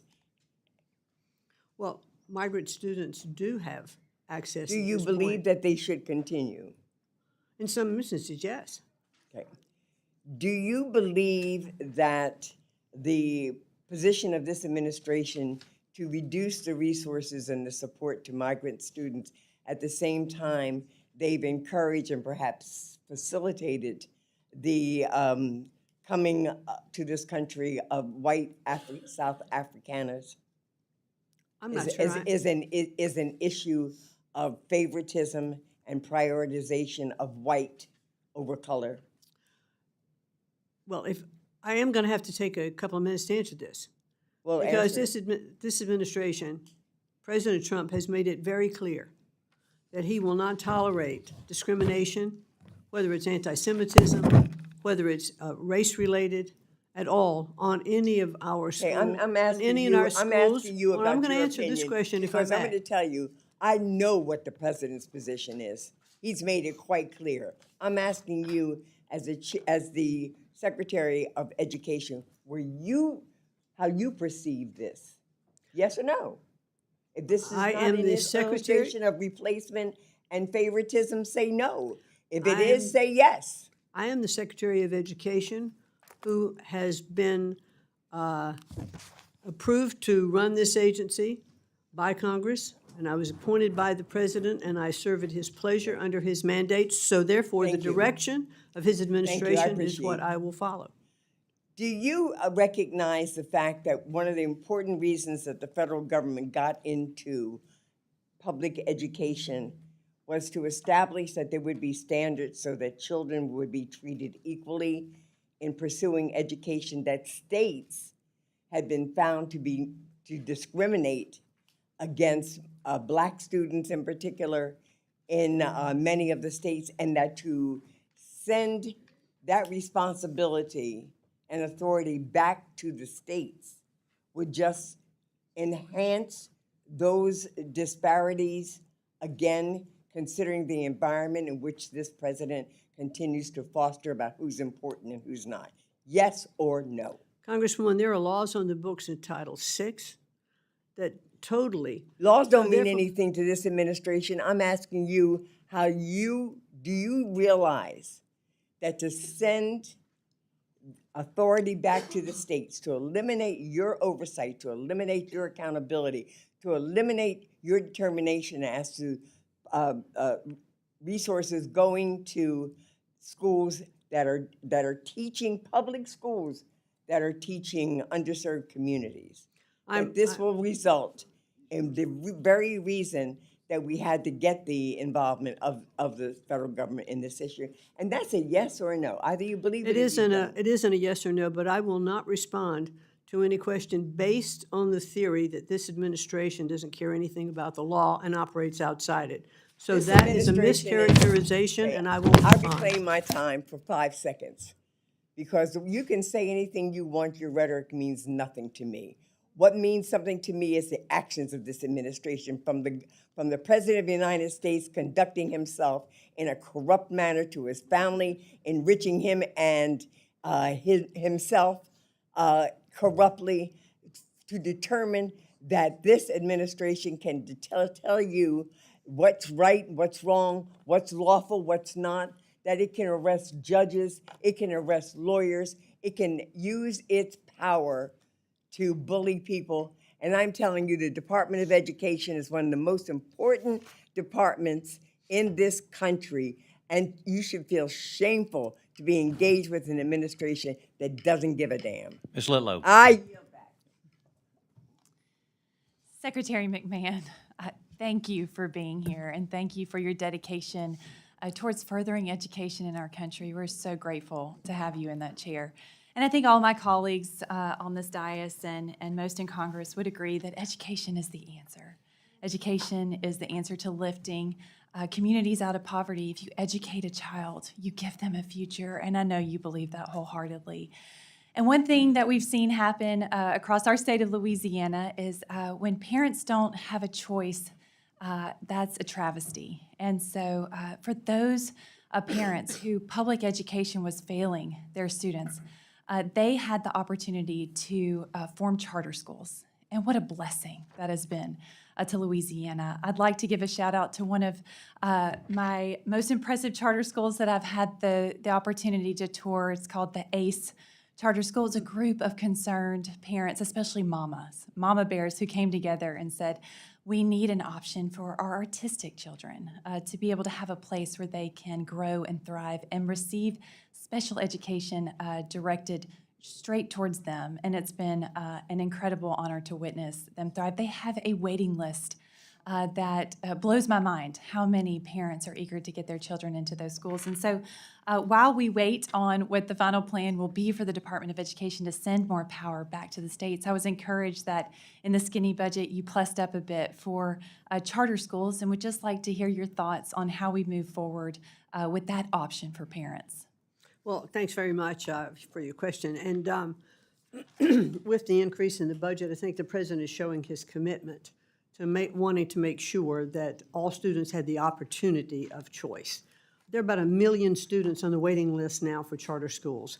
And hopefully this plus up in the budget, which is not going to cover all of the needs for sure, but will give more opportunity for charter schools and other options, for choice. I've seen the results of what happened in Louisiana. I know Cade Rumley, Yes. who is your chief of education in the state, and I've talked to Governor Landry about a lot of the accomplishments that have happened. Yes. I've toured ACE and spent some time there, and was totally amazed with those students who many had said were uneducable.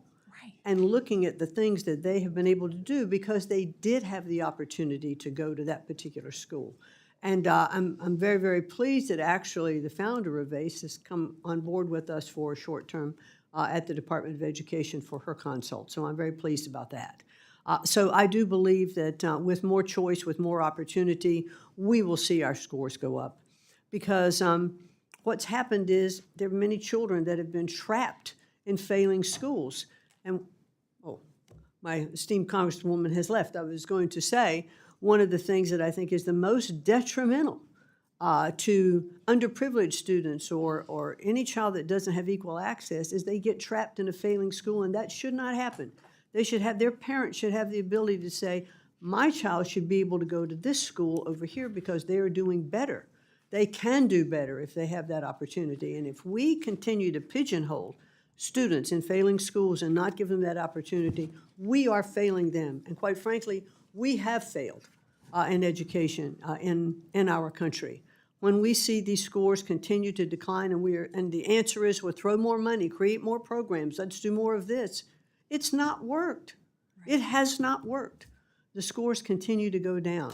Where we've seen the most successes are in states with innovation policies. And I have the most ultimate respect for teachers. I think teaching is one of the most respectful professions that we have. It should be the most honored.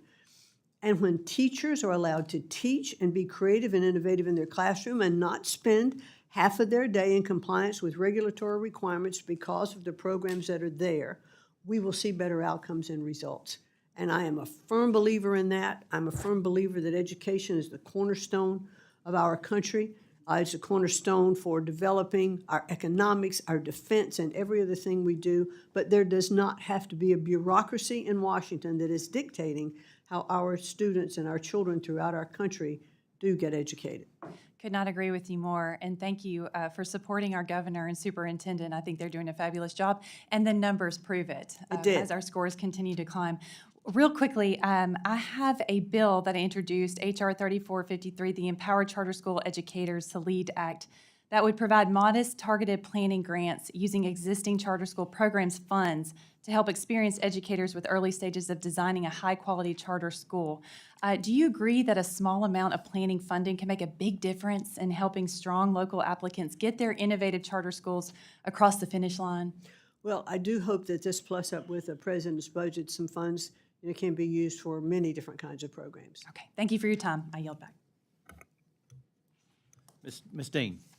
Thank you, Chairman Adderholt, Ranking Member DeLauro, for holding this hearing, and I thank you, Secretary McMahon, for being here today. I want to start with the role of the Department of Education. I come at this as a mother, as a grandmother, a former teacher myself, a former state legislator with two grandmothers who were public school teachers. I have a lot of experience with the education system in Pennsylvania as well as the country. First, the history of the federal education involvement, and Ms. Watson-Coleman was getting at some of this that I'd like to build upon. Federal investments in education began to increase dramatically in the 50s and 60s and 70s, in tandem with the rise of the success of the civil rights movement. Americans finally began to recognize the vast inequalities in our education system. Thus, federal funding was used to improve education access for students from poor backgrounds or minority students, for women, for people with disabilities, and other marginalized groups. Finally, Congress established the Department of Education in 1979, replacing the Office of Education. Secretary McMahon, it's alarming that you and the President want to turn that clock back. You take us back to a time before any federal oversight of education, before many of the programs that guarantee free and equal access to education for all Americans. You said as much in your testimony. After all the Department of Education's work to ensure equal access to education, you're embarking on the department's final mission? You intend to put yourself out of a job? That's a little jarring to me. If you were a pediatric oncologist, I'd welcome that. Let's get you out of a job through cures, through healing, through ending of pediatric cancer. But ending a department that is supposed to oversee the education of our very youngest, to guide their future? Have you taken the time to educate yourself about this history? I'd encourage you to go ask students who attended school back then, Black students, brown students, students with disabilities, students from poor families. What was access like for them before the Department of Education? Frankly, eliminating the Department of Education, to me, is rather Orwellian. The President and his administration don't want an educated populace. Why don't we just go back to the book 1984 if it hasn't been banned? It's clear to me, this administration wants an uneducated electorate so that Mr. Trump and his courtiers can control thought, therefore control votes, and control the population. I'll note a secondary measure here that is going on. The increase in funding for charter schools. We know that charter schools originally were supposed to be incubators of the best ideas, great practices to be brought back into the public school education system so that every kid had an access to such things. But this administration and you, who want to put yourself out of a job, following the playbook, page 319 of Project 2025, first sentence, shutter the Department of Education. You're all following the book, that book. Too bad that one wasn't banned. And yet, privatizing is really the other ambition, an uneducated electorate and profit and privatization of our education system. Do you promise us that that isn't your ambition? That clearly is not my ambition. I think I've stated that very well today. Then why in God's name do you want to shutter it? Why don't you want to protect kids with disabilities? Why don't you want to protect kids who have been every decade denied equal access simply because of how much their parents make, the zip code they live in, the color of their skin? Why are you shuttering a department that's supposed to lift up those children? Because those programs don't have to flow through the Department of Education, and they can flow through the state. I was a state legislator. That's called shift and shaft. I've spoken with the governor of Pennsylvania. They can't pick up the tab anymore for education of our students. Not to mention, it would be inequitable by state, by state, by state. Why are you in this job at all? If you don't have a dedication to the future of our children, why are you in this job? I, too, am a mother and a grandmother, and I want the best for my family going forward. Vouchers. For my grandchildren, for my great-grandchildren, and I hope to leave a legacy that we have established best practices for education that all the states can use. That would be a great legacy to be able to leave, to be able to show states these are some of the things that they can do. I think states have to look at their budgets. Madam Secretary, the legacy you will be leaving is that I shut down the Department of Education. How we educate our children determines not just their future, but our own. But the I think it's a department- sad legacy you will leave. I yield back. The Department of Education is not educating anyone. Well, I can say this, and I will. Dr. Harris. Thank you very much. Let's pick up where you just left off. If I read the test results correctly, we are getting worse, not better. Is that right, as a country? Let's take reading fourth grade. That is true. Oh, okay. So the Department of Education is failing. I mean, as it's currently structured, it fails because the purpose of the Department of Education is to improve America's scoring, our collective American scoring, and we'll talk about reading in the fourth grade in a second, is to actually improve education, right? So when we spend 20% more than we did a few years ago, we would expect like a 20% improvement in test scores, a little improvement in test scores. No, we actually get a decrease in test scores. I'll just want to remind people that the best example of American education are our private universities, right? I mean, Harvard, Yale, Princeton, Dartmouth, go down the list. They're all private. We're demonizing privatized education. We're demonizing private education, which is actually the crown jewel of the American system, are our private universities. This is a little bizarre. If we wanted to create an uneducated electorate, we'd juice up the Department of Education because it's actually winding down the education. If you look at test scores, look objective. You know, it's been years since we put the NAEP in place. Let's just look at the trend lines. If you wanted to create an uneducated electorate, you would continue doing exactly what we're doing. Because we have schools in Baltimore City where we spend an inordinate amount of money that have zero reading proficiency, like zero. Oh, but they spend $57,000 on cell phones from the ESSER, the ESSER funds during the pandemic. So they had money to buy cell phones for administrators, but not to actually improve scores. I don't know. I think we have a horrible record in this country of failing our children. And, you know, the thing that, well, states can't pick up the tab. Oh, no. The federal government can't pick up the tab because we're running a $2 trillion deficit. And as I remind my colleagues frequently, sound like a broken record, we had a Moody's downgrade last week. And they basically said we have to stop federal spending, large S. And I think you pick the department that is an abject failure and you go, look, we got to stop spending. You either make it better or you stop. And I don't care if you could block grant, maybe the states know how to do it better. Clearly, Washington does not know how to do it better. That's just my opinion. Charter schools are great. As you know, and I'm sorry I'm late, I missed part, we're negotiating this little reconciliation bill. And it does include, for the first time, a federal voucher program. Now, I would advocate that charter schools are okay, but in some states like mine, the public school system has a stranglehold on charter schools, and they look, in the end, mostly just like public schools, and perform only a little bit better. But the voucher program, I think, and the gentlelady from Louisiana is absolutely right, I think that's the answer, is always competition. That is what makes America great. That's what makes almost every aspect of America great is competition. I will ask you about the Mississippi miracle, and I want you to describe it and how important it is that we actually convince all the states to do what Mississippi did because of its tremendous improvement in test results. As a result, Madam Secretary, if you could explain the Mississippi miracle. And I'm sorry, maybe you did already, but if not, I didn't. Please explain And I'm it. happy to. The Mississippi Miracle was really about their reading program. What they did was return to basics.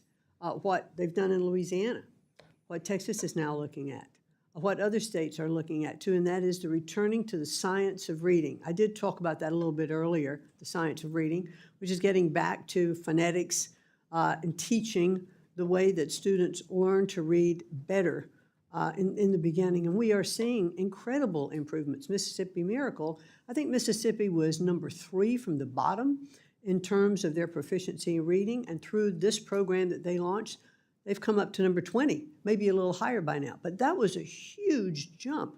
And my understanding, Madam Secretary, if I could just remind everyone, the miracle was they didn't do social promotion on reading.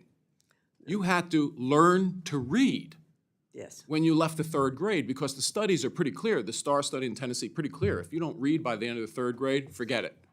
everything beyond there requires reading skill, you will fail in the rest. And I'm sorry I interrupted you if you No, want. but that's exactly right.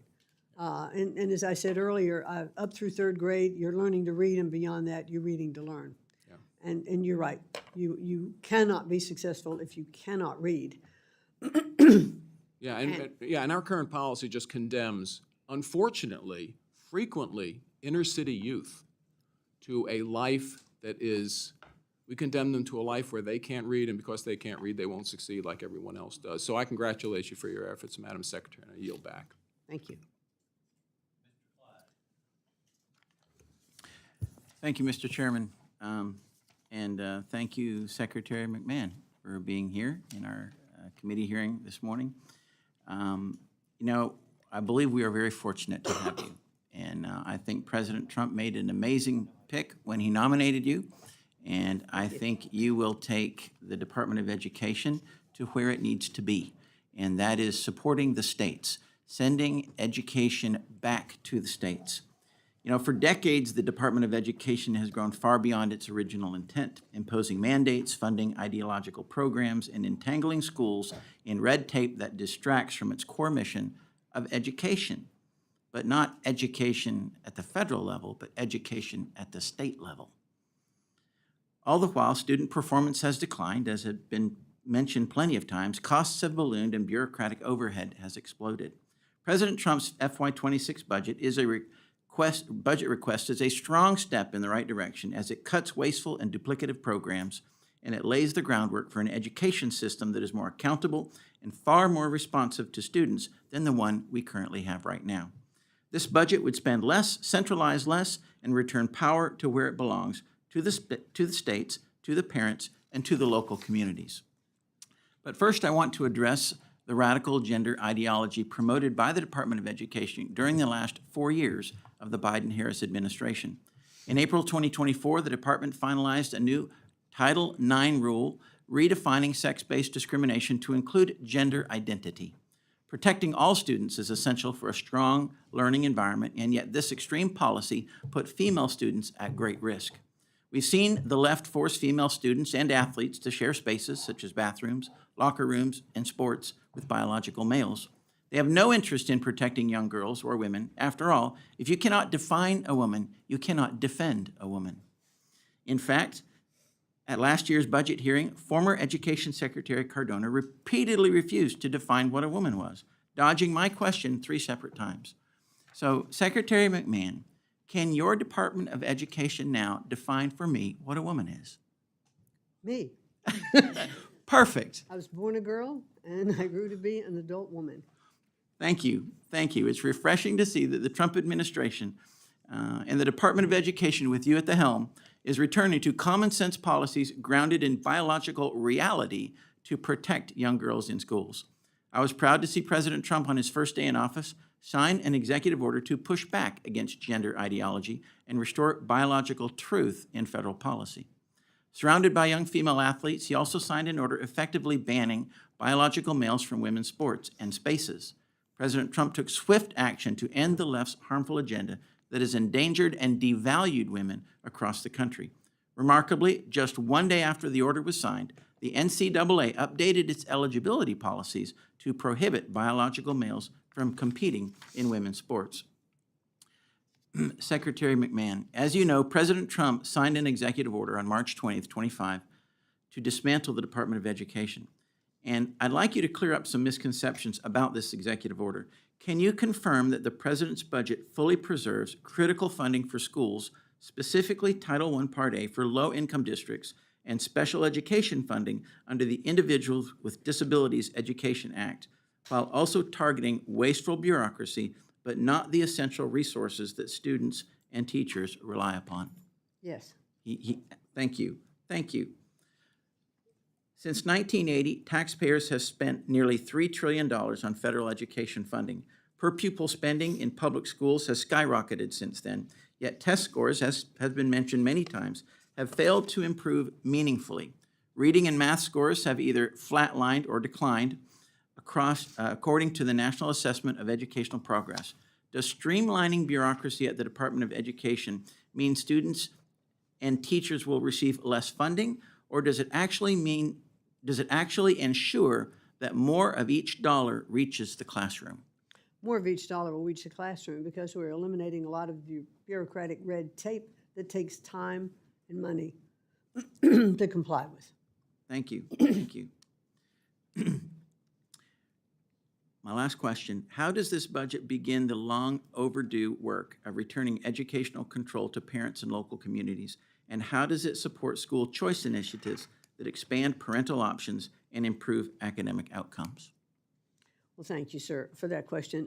As we said, it does protect Title I-A funding and also IDEA funding. So those streams are going to continue to come to provide that necessary budget requirements for those students.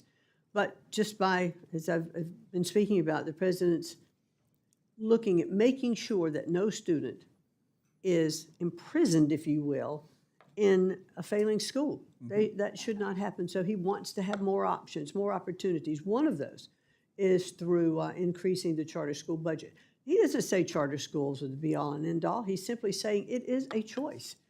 If the public school is not providing the kind of education that student needs, and there's an opportunity for a charter school, or there's an opportunity for that child to attend a Catholic school or to be homeschooled, how can that child, under the supervision of its parents and working with the local school system, get the best education possible? It can't happen efficiently from Washington, D.C. It needs to happen on a local level. And that's the president's goal and intent, to improve education in our country. He was absolutely angered and embarrassed when he saw what the national scores were. And he said openly when he was campaigning that this cannot stand, that America, in order to continue to be the superpower and the #1 country in the world, we have to have the best education in the world.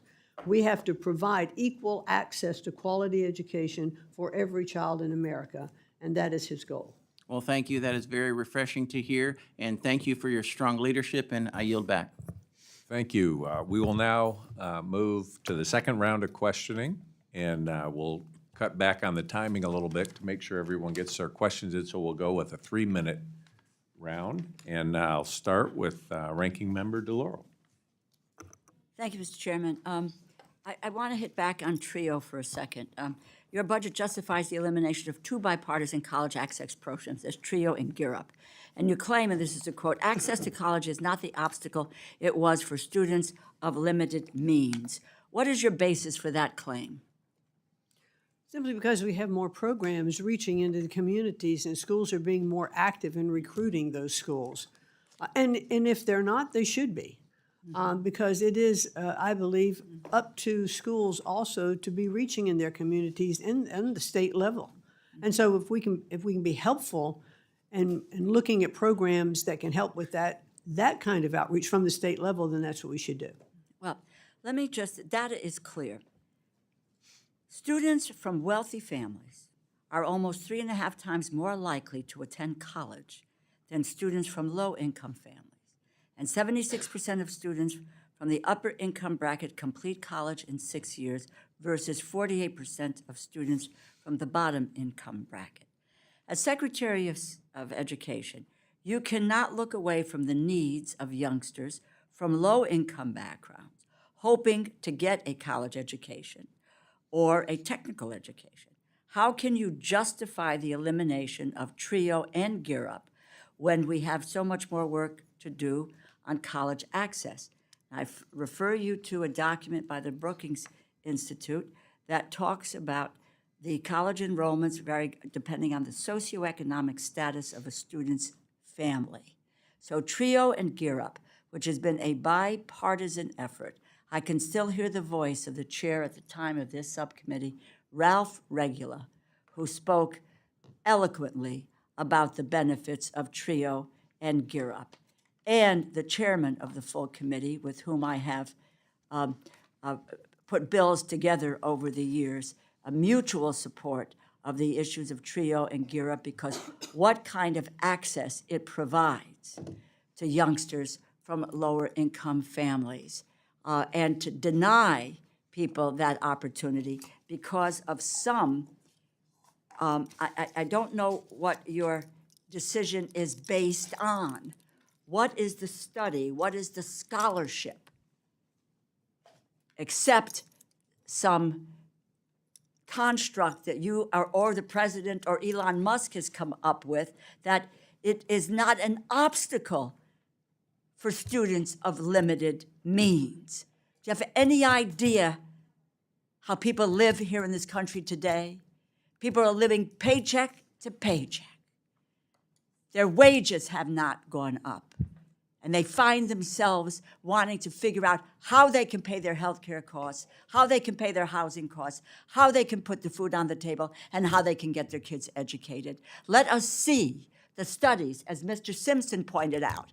We just want to see it. And the decision-making, what was this based on? Except someone's whim or idea. I yield back. Thank you, and I now recognize myself for 3 minutes.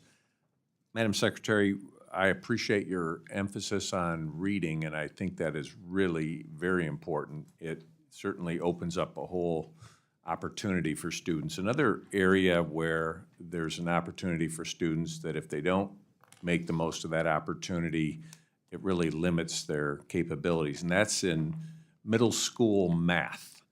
And by that I mean if someone engages in middle school and learns math and is competent in math, that opens up doorways for math, for science at the upper levels. If they don't, they consider themselves not a math person and disengage, and we lose a lot of people who could be very strong in the STEM fields. I wonder if that's something that you and the department could factor in terms of innovative partnerships with states as well as the private sector, because I do believe math and science students are going to be vital to compete in the years to come.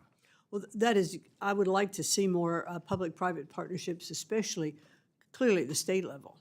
As I have I've visited a few schools now, and I have seen some of the private partnerships where the companies are coming in and they're bringing, let's take, for instance, one of the ones that I saw just recently, robotics into schools. I went into a school classroom where kids were not very much engaged in math, and suddenly they had the opportunity now to work with these robot components and these robot kits. In fact, I think former Governor Sununu up in New Hampshire actually activated one of these programs in New Hampshire, that the company provided these kits, and the kids who suddenly took these kits, they had to have motor skill coordination, they had to learn what the spatial relationship was to attach all of the parts, and so then they would have competitions, and suddenly, when they had to figure out, oh, I need a 2-inch piece for this, or a 1.5 centimeter for that, whatever the math they were looking at, they suddenly were making that connection with the math because they were doing something with hands-on skills. I think we can just look at how we're teaching things differently and looking at a lot of those projects that are being brought in by the private sector. They get great results.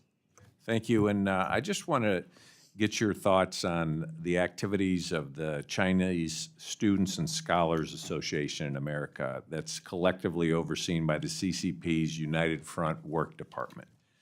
According to one academic estimate, the China Scholarship Council funds around 18% of all Chinese national students in the United States. And the CSC is a Chinese government-run talent recruitment program overseen by the Ministry of Public Security, among other government agencies, that directs students' research priorities and requires students to sign loyalty pledges to the CCP.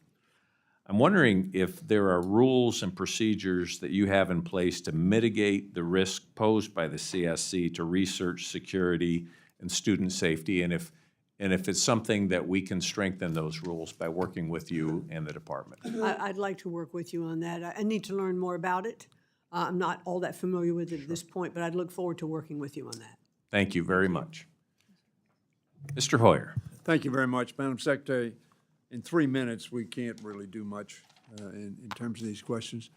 But let me say it as somebody who's a strong supporter of education. Frederick Douglass said, "It is easier to build strong children than it is to repair broken men."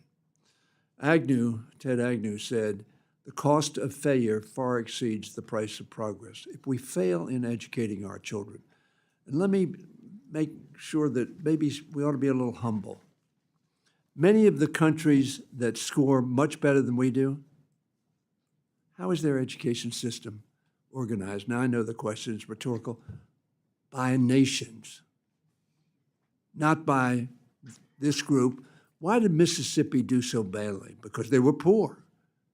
Why did Louisiana do so poorly? Because they were poor. Not totally. They're getting greater wealth now.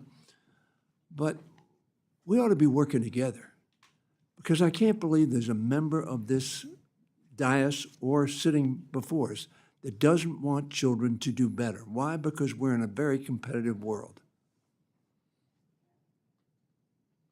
And we ought to be humble enough to understand that the nations we're competing with, you mentioned China, they're turning out some pretty damn good people that are competing very heavily with us in a federal government organized system. Does that mean we ought to go to that system? Absolutely not. Do we like our freedom and individual effort and innovation? We do. But yelling at one another and pretending that you Democrats are all for, just mediocrity. This is absurd. Any more than I would look to the Republican side of the aisle and don't think they want Frederick Douglass's vision to be realized. We all do. But this is not a cooperative administration that says they want to close down the Department of Education without saying how we're going to replace it, without doing some study, without coming to the Congress and say, let's talk about this. Let us presume that we do want similar objectives, and that is a well-educated, healthy country. And so I would urge you to be part of that conversation, not part of that directive that we're going to shut down this agency. I don't think this agency is going to be shut down. I don't think the will of the people, as reflected by the Congress, is going to affect that end. So, I think you've been very articulate.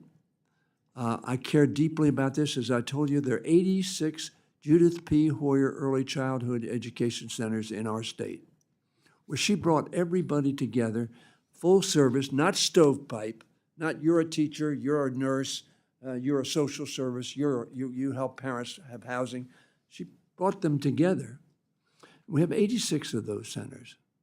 And we need to bring America together in saying we're not accomplishing an objective we all know is critically important, and that is making sure that every one of our children is not a cost to us, but a contributor to the welfare of our country.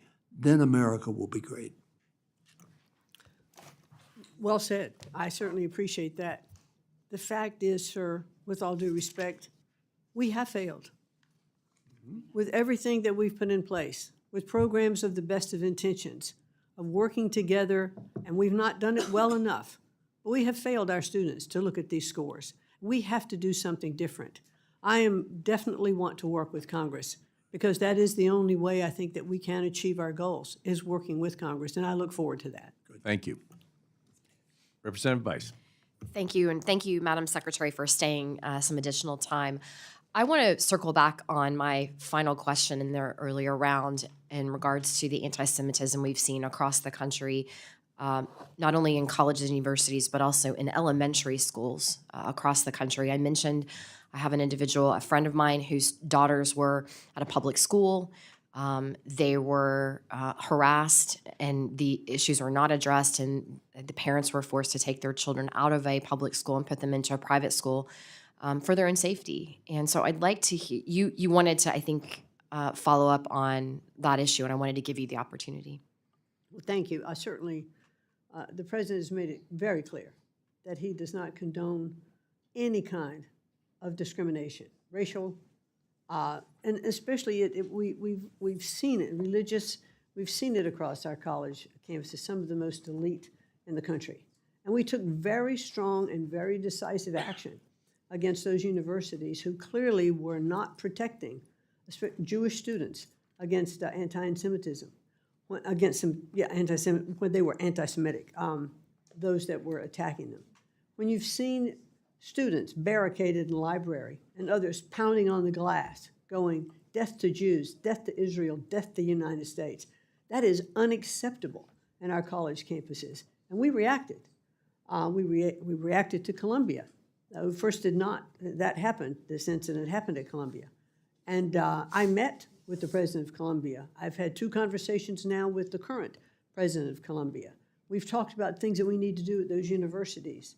We want to be able to be supportive, but those universities, albeit they're private, do receive federal funding.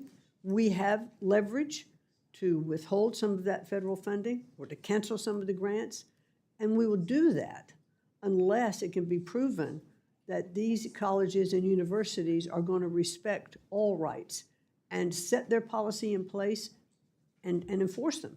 And I was complimentary to the acting president now at Columbia, Claire Shipman, when I talked to her last week, and I said, "You reacted just as you said you would to the recent uprising on campus. You are looking at whether or not you've expended students. Are you going to suspended students? Are you going to expel them?"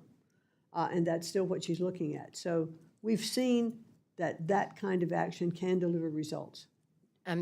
And I appreciate that very much. I want to make sure that we also focus on elementary, K through 12, because it's happening in our public school system as well. The last thing is I've introduced legislation the last 2 Congresses titled the Workforce and Education Partnership Act, which incentivizes public-private partnerships between educational institutions and employers to improve workforce development. You mentioned it earlier in your testimony that this is something your agency is looking at. I'd love to work with you on that legislation. Thank you. I look forward to that. Thank you, Madam Secretary. I yield. Thank you. Representative Frankel. Listen, I'm not going to ask myself any questions, all right? So you can listen carefully. But thank you. We might not agree on everything, but I thank you so much for being here. A couple of follows up. First on this discrimination, the anti-Semitism and so forth. My understanding is that half of the Office of Civil Rights is now what's called on a RIF. That means they're going to be fired in June. Half of your staff are going to be fired on June. And there's a proposed cut of $49 million, which is a 35% cut. So what I'm asking you to do, if you are sincere about fighting anti-Semitism and also all kinds of unlawful discrimination, that you please take a look at that. And there are a couple of other things I'd like you to take a look at. Near and dear to my heart as the mom of a United States Marine veteran who actually did go to college, but I saw him when he came back, and I've known other veterans, and I see the difficulty sometimes they have in just transitioning to just everyday life. He's good. He's fine now. That's not the problem here. But a lot of veterans come back. They want to go to college. They haven't been in college, and it is for lots of them, the transition's difficult. So we have, with a small amount of money, set up these student veteran centers at colleges around the country, and they are very, very successful, and they are at risk of being cut. They're in the current budget. I would like you to take a look at that and see whether or not you can fund them, because applications are supposed to go out now for the grant. So please look at that. And then the other thing I'd like you to look at, yesterday I was in a meeting with healthcare professionals, and they are concerned with this, the limit on the Pell Grant eligibility, the cap on the amount students can borrow, and especially eliminating the Grant Plus Loan Program, which helps the graduate students, including those in medicine and nursing, to cover the full cost of tuition and living expenses while exhausting standard loans. And they were very, very, very concerned, and they said there's a big shortage. I think we all know there's a shortage of doctors and nurses, and they believe that by eliminating this Plus program, we're going to lose lots of people from entering the medical field. So I would just ask you to please take a look at that. And you can answer, but I really don't have a question other than, would you please take a look at those items? Yeah, yes, we will, because I do think it's really incumbent.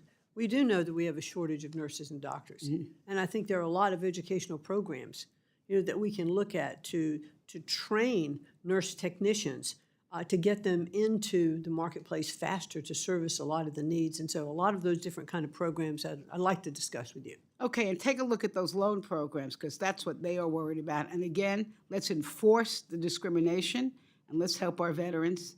And with that, I yield back. Thank you. Thank you. Representative Letlow. Thank you, Mr. Chairman.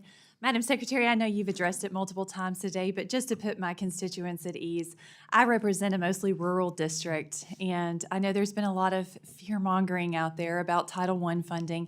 Can you help me put their minds at ease that those dollars will find a way to get down to the rural districts who don't always have access to a different option for their children? Title I funding is totally intact. Wonderful. I'll be sure to let them know that.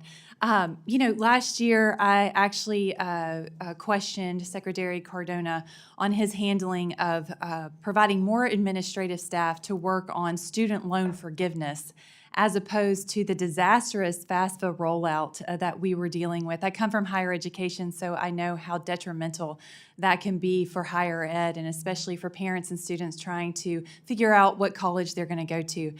So can you kind of put our minds at ease that what is the department doing to ensure that the federal student aid offices are returning to its focus, to its core mission, which is serving students, administering aid, and supporting successful loan repayment? Making sure that they're doing their jobs. Yeah, well, we've spent quite a bit of effort, with FSA and with the FAFSA program as well. That kind of went off the rails, so it's back on. It is up and running and ready. The current year is proceeding as it should. We are getting the year after that and the year after that ready to be in place, and we've made great strides in doing that. And so we're back up and running and functioning fully. Thank you so much. My universities will be ecstatic to hear that. Thank you, Mr. Chairman. I yield back. Thank you. Representative Dean. Thank you, Mr. Chairman. Secretary McMahon, I wanted to hit quickly two topics. Mental health cuts. The administration cut $1 billion. Well, actually, let's put it this way. Just stop paying $1 billion allocated for mental health service professional demonstration grant and school-based mental health services grant. Do you recognize that our school children are struggling with mental health? Many of our children are struggling with mental health. I think mental health is Do you recognize our students I think are it's struggling? a critical component around the country. Our students. Some students, yes. Yes. It was made worse during the time of COVID. It is exacerbated by school shootings. I noted that you said you were going to meet with parents and children who had struggled and suffered the trauma of school shootings. I've done that over the years, sadly. I've had the opportunity to meet with Uvalde parents, with Parkland parents, with Sandy Hook parents. Are you meeting with parents and children, students in those places? I have only in Sandy Hook because that happened in my state of Connecticut. Yes. So I have met with some of those parents shortly after, and I can't imagine a more horrible tragedy than that. How about the students, to see how they're affected? I've not talked to many of the students, no. Do you plan to do that? Sure, I would enjoy doing that. How soon can you do that? Because you did talk about doing that on CNN recently. I'm not sure how quickly, but You're the secretary. You could do whatever you want because, after all, you're cutting all this funding. You've got time. I've got a lot of responsibilities to do, and we're going to focus on the things that I think are going to ensure that we're providing equal education for all of the students in our country. That's great, which is just in contrast to actually what you have said and what you said the president cares about. He wants the best educated students, right? He wants to make education great again, right? Yes. I don't understand. It seems like a logic fallacy to me. You think the federal Department of Education is not living up to what it ought to be doing, and you cite some statistics for students who are not doing as well as they ought to be. And yet you decide that the answer to that is not to check on these investments and make sure students are achieving. It is shut the whole doggone thing down. Well, That doesn't make any sense. Well, I think the fallacy is the way you're stating it. And what I have looked at and said from the very beginning, we have failed. This system we have in place does not work. So it is your mission It has to been shut it looked down. at. It is the mission to shut down the bureaucracy of the Department of Education and return To education shut down the to Department of states. Education. To shut down the bureaucracy. What's the balance right now? To shut down the bureaucracy of the balance right Department of now? Education. In the funding for education? What's the split, the pie chart? How much is federal, how much is state and local? Federal is about 8 to 10%. Correct.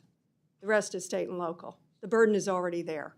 And you don't want to come up with the 8% to help our kids succeed, to help their mental No, no, health, what- excuse me to just help a second. kids with No, disabilities. you're wrong, you're It misstating. is a logic fallacy. No, you are misstating. The funding, it's not taking away all of this funding. I've already said Title I-A funding, IDEA funding is still gonna come into How about the mental health states. funding? There may be some more of that funding if HHS oversees then. But the president mental has funding, unconstitutionally then, cut off therefore, the that grants. funding may come into those states. How So I about- think we have to see how about how the students full with budget disabilities? happens. How about And I think students? we have to see what those programs are that are gonna best serve every student and not just be put by the wayside. As I said, you on page 1 of your testimony, The you said gentlelady's time the president's expired. vision is to make education great again. It's a logic fallacy, but I guess we're not going to teach our kids about logic fallacies. Thank We you, and We haven't yet with the Department of Education in place the way it has been since 1980. I'm on the record of ruling for change. I now recognize the ranking member for her closing statement. Thank you very much, Mr. Chairman, and thank you, Madam Secretary, for being here. I appreciate your time and your effort. Let me just repeat. State and local taxes overwhelmingly pay for education in this country. And what we do know is that if you block grant the current federal funding and you get it to the states, there is a cut. There will be programs cut. What we do not know anything about at the moment is what is going to be cut. We have no knowledge, and we're doing this hearing about appropriating dollars on a budget that we know nothing of at the moment. So, given that, but block grants we know are cuts. There is everybody at this dais, people who are here and people who are gone. And more than anything else, the states know that. You talk to any governor, and they will tell you they're going to cut our funding. And I dare to say there are not a lot of states today and a lot of governors who have the resources that they will need in order to be able to continue these programs. Let me also say, Madam Secretary, as I said in my remarks, you have no authority to dismantle the Department of Education. The President has no authority to dismantle the Department of Education. And yes, the Supreme Court has opined on that with Supreme Court Justice Scalia saying there's no inherent authority. And there's plenty of other cases and court determinations that it's not there, so you don't have the authority. You do not have the authority to steal congressionally appropriated dollars. That is in the United States Constitution. I hear people in the administration talking about adhering to the Constitution. Article 1, it's there. So what you are doing now, get to your budget for 2026, what's happened right now is unlawful. It is unlawful. And you have really unlawfully created and recklessly canceled grants for mental health, for the professionals in our schools, for psychologists, counselors, social workers, grants to support effective educator development, teacher quality partnership grants to make sure that more qualified educators are entering classrooms and relieving local teacher shortages, the Institute of Educational Contracts to researchers so we can learn about what works and what doesn't work to improve student literacy, which you care about, reduce chronic absenteeism, ensure college students complete their degrees so that they can get a good job. You have no authority. If children, teachers, principals benefited from a federally appropriated program in the last school year, they should benefit from that program this school year and not be subjected to any unlawful chaos that you seek to impose on them. You said right here and several times this morning that you will abide by the law. And I believe that.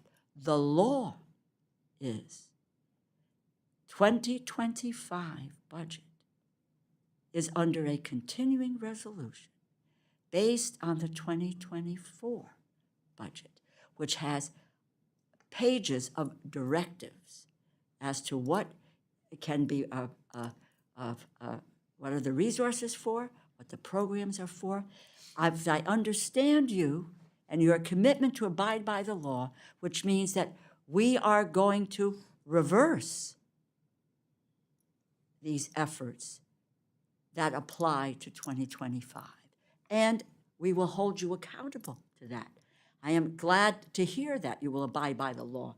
And we all know what the law is. It was passed in the House. It was passed in the Senate, Civics 101, and the president signed it. It's the law of the land. You can't back off it willy-nilly. Let me mention just, I have a copy here of the table, Labor, Health, and Human Services and Education-related agencies here. And this is, that move to the 26 budget. And people need to know this.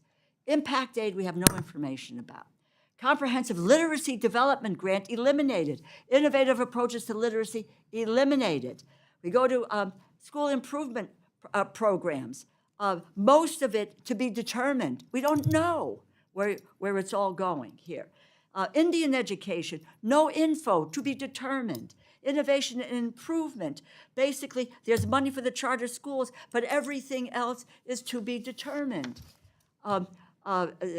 Safe schools and citizenship education, no information. English language acquisition, eliminated. I go back to my father. Couldn't read or write the language. They laughed at him and he left school. We do have kids in our schools who need to have English language and to do it quickly. That's what we talk about here. Special education, rehabilitation service and disability research, no info. Special institutions for persons with disabilities, no info. Career and technical and adult education, training, no info. And we had the Secretary of Labor here just a few days ago, and they have eliminated adult training and youth training in the WIOA programs here. Adult education here, eliminated. We don't know what will happen to Pell Grants. That is to be determined. The SEOG program, a Federal Supplemental Education Opportunity Grant, eliminated. A Student Aid Administration, to be determined. This is higher education, eliminated parts of it, or there are or no specifics. International education and foreign language, no specifics. Post-secondary programs for students and intellectual disabilities. You got federal, you got TRIO and Gear Up, eliminated. No specifics. Teacher quality partnership, eliminated. Child care access means parents in school, eliminated. Fund for the improvement of post-secondary education, eliminated. Well, Howard University, no real specifics in that effort. Long and the short of it, this is the table that this committee with appropriations is what we're doing is without any information, we are being asked to provide resources, and resources that have been cut by 15%. The $12 billion, we have no idea where it's coming from. So the 18 programs are getting eliminated, replaced with a block grant that's cutting $4.5 billion, and we have no idea and no detail of what is on the chopping block. That should say something to my colleagues on the Appropriations Committee, because this is our job. The role of Secretary of Education is an enormous responsibility. The American people look to the man or woman who holds this post as someone who performs their responsibilities with deep knowledge of our public schools and colleges. But when you opine about strategies to improve literacy, how to improve academic achievement, or help people get a college degree, I struggle to see why the public should look to you as such an authority. What experiences, what knowledge that you bring into this role that should give them any confidence that what you say or what the administration is saying is credible in terms of the future of their children. It is beyond distressing, Madam Secretary, to see public education decimated, and as I said in my remarks, not on our watch. I yield back. Thank you, Ranking Member. And Madam Secretary, I want to thank you for being with us today and for your testimony. I've been very encouraged to hear about your efforts to make American education great again, and you're doing it by empowering states to take back the reins of education from the federal government in Washington, D.C., and also encouraged by your efforts to put families at the forefront of their children's education, which is where it should be, and by emphasizing parental choice, charter schools, and other education freedom policies. Nothing is more important to parents than the education of their children. Similarly, I'm pleased to hear about your efforts to rein in waste, fraud, and abuse within the department. And finally, I'd like to thank you for your efforts to ensure that both K-12 and institutions of higher education adhere to civil rights laws, especially to address discrimination.